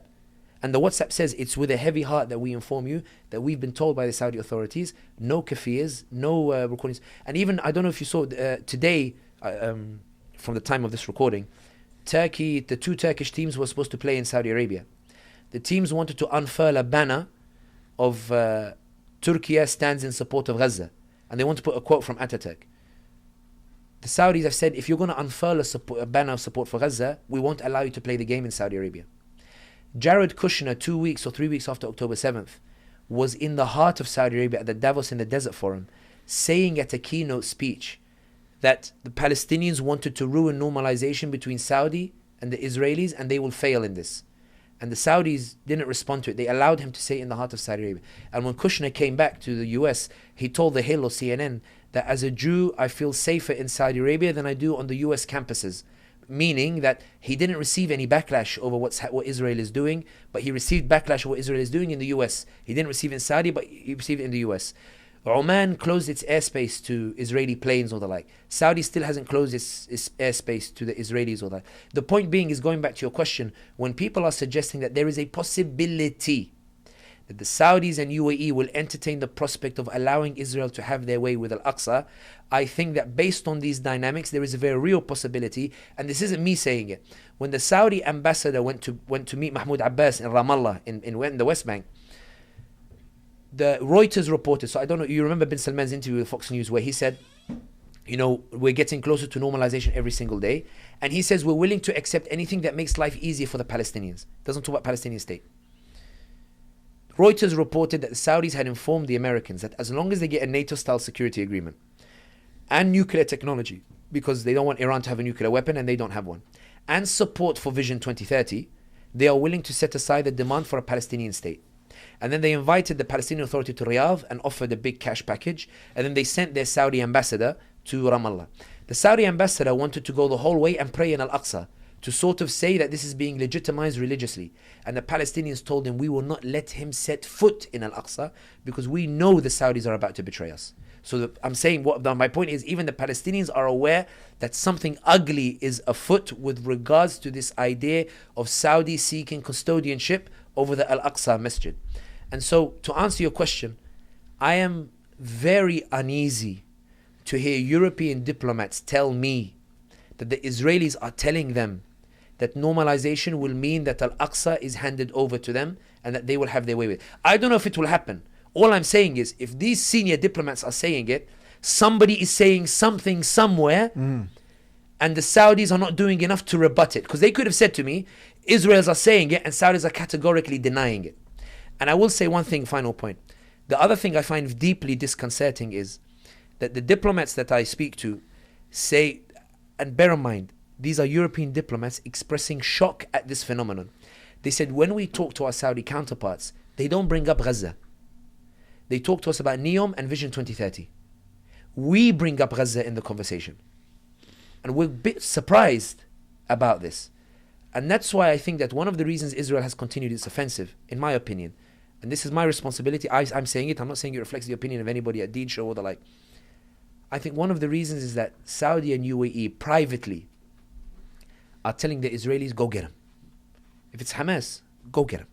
Hamas officials, some of them are in prison in Saudi Arabia. If you open Al Arabiya or Saudi media or UAE media, you could be forgiven for believing that it is Israeli media. The way that they blame the Palestinians, the way that Saudi commentators online are calling Palestinians ingrates, the way they are saying that it's their fault, that they shouldn't have done it, as if somehow they should have just sat there and waited for Jenin to be annexed by the Israelis. Really, you sort of feel like the rhetoric coming out is one that lends itself to the suggestion that when Netanyahu said, we thank our friends for understanding, those friends he was talking about were Muslim nations, not the Western nations. Last question here. on the premise that, and this is what Islam teaches us, the Quran revealed by the Creator of heavens and earth, that all human life is precious. And you've said it multiple times, that we don't have a problem condemning evil and being just and fair. And I've interviewed many people who are former Zionists, former IDF Special Forces, Miko Pilot. I don't know if you know about him. His great-grandfather was somebody who helped to one of the original signers of the Declaration of Independence for Israel. His grandfather was a general in the Israeli army. He's one of the strongest voices out there today who's speaking on the side of truth and justice and against the apartheid and oppression. And many Jews also who are on the side of humanity, who their humanity is on, who are against the killing of innocent human beings, the oppression of human beings. There was one talk. He was on Piers Morgan. His name is Gabor Mata. I don't know if he's also visited. I don't know if you've met him. He's visited Bosnia also, and he was talking about. He was also a Zionist. Now, look, I used to be a Zionist. As you mentioned, I'm a Holocaust survivor. Zionism was very important for me as a salvation of the Jewish people, until I found out that the state was founded based on the extirpation, the exploitation, and multiple massacres of the local population. And that's not historically controversial. And then he just could not, his humanity was on, and he could not silence it, seeing the oppression. So these are people who are going against the odds. And then he also he was talking, he had some resistance, obviously, from his father and his family members, but after some time, they also came along because their humanity, people go through a state of cognitive dissonance. So what are you seeing, and what would you say to the people who are witnessing this, and so they don't have to go to a long state of cognitive dissonance and tomorrow be on the wrong side of history, to be on the right side of history, and to look at voices like this, Norman Finkelstein and others who put their neck on the line. What do they have to win? They have a lot to lose, but they're on the side of truth. So for the audience that's listening, a lot of this, we went through so many different points.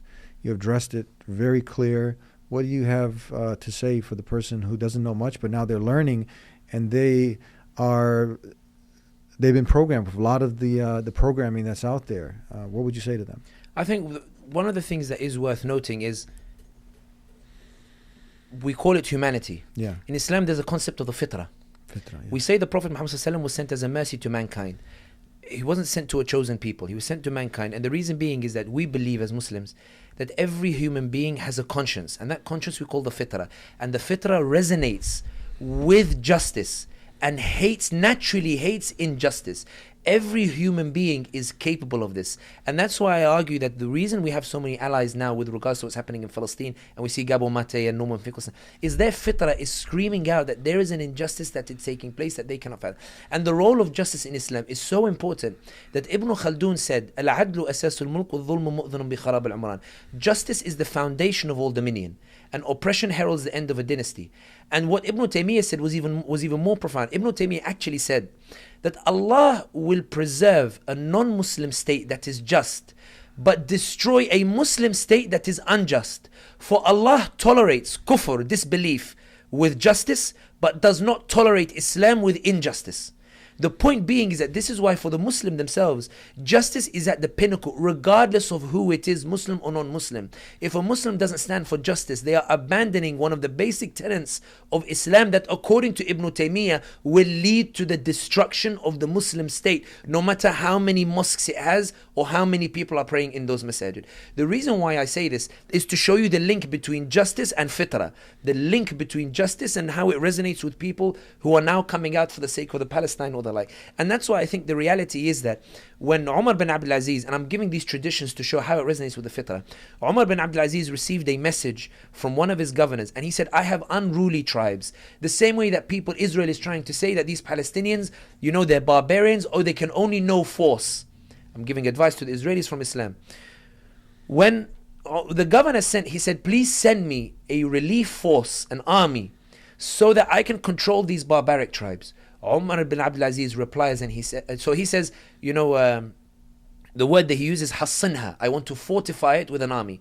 And Umar bin Abdul Aziz replies, hassinha bil adl, fortify it with justice. You don't need an army.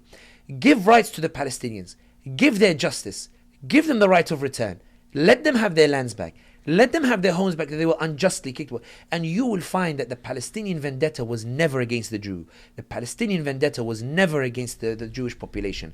The Muslims never had a vendetta against the Jew. The Muslims only had a vendetta against injustice. Whether it was the Jews or whoever who stood with injustice, Muslims don't have any problem with regards to the Jews or the Christians or the like. It's only with the injustice. Restore the justice and everybody lives fine in peace.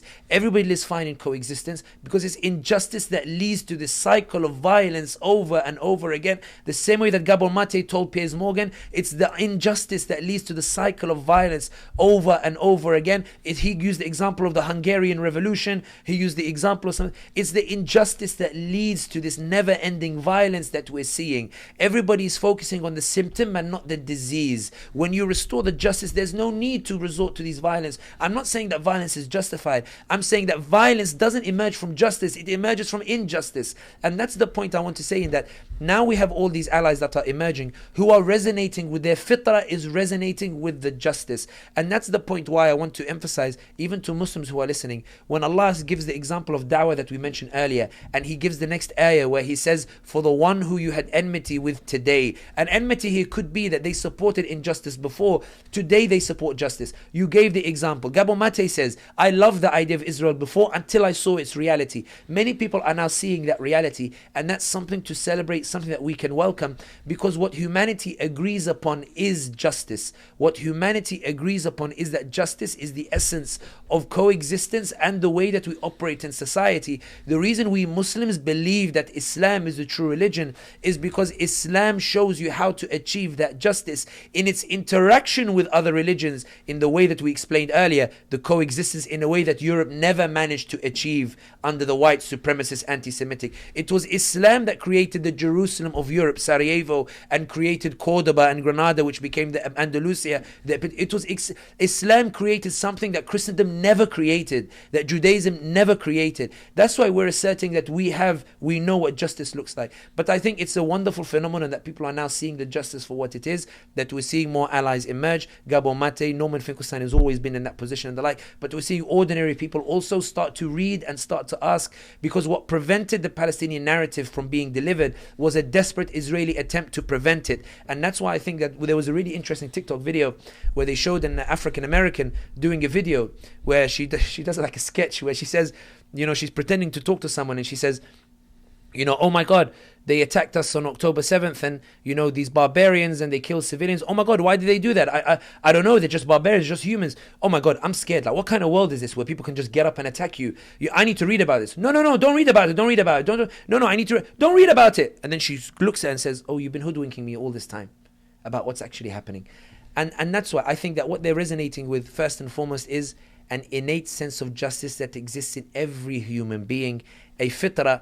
And hopefully, and as we've seen in this Gaza thing, that fitrah ultimately leads them to ask questions. And we've seen a wave of people entering Islam as a result, because they realized that there was a wall that Israel had erected. And when that wall was smashed as a result of social media, when finally people asked questions, when finally they read about the issue, when finally they wanted to understand what was happening, they found that there was only one truth, and that was La ilaha illallah Muhammad Rasulullah. Beautiful, beautiful way to end. I like that, where people are looking, who've already been searching and thinking, what's the purpose of life? They're seeing people's life destroyed. They're still holding on to that purpose of the La ilaha illallah, the kalima, that there's nothing worthy of worship except the creator of the heavens and earth. Muhammad is his messenger. Thank you very much, Sami Hamdi, for being with us and helping us and the people understand the history here and what's brought us here today and some of the solutions. Jazakallah. Thank Allah you. Jazaik. Thank you for having me. Barakallahu feek. Wa feekum. Assalamu alaikum. Salam. Now, you probably heard the following misconceptions before. Islam preaches violence, Muslims are terrorists, the Quran teaches hate.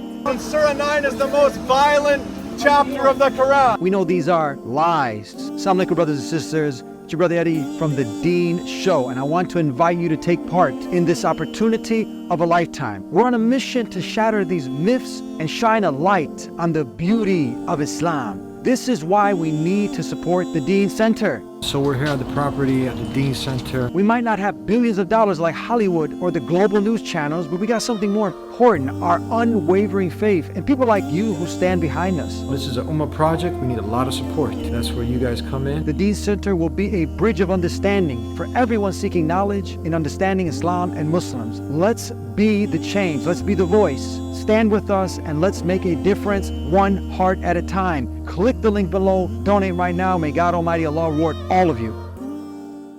I cannot leave without giving you a gift. If you're not yet Muslim and you're tuning in to see what these Muslims are talking about and you like a free copy of the Quran, go ahead and visit TheDeenShow.com. We'll take care of the postage and everything and get it delivered to you. And if you still have some questions about Islam, call us at 1-800-662-4752. We'll see you next time. Until then, peace be with you. Assalamu alaikum.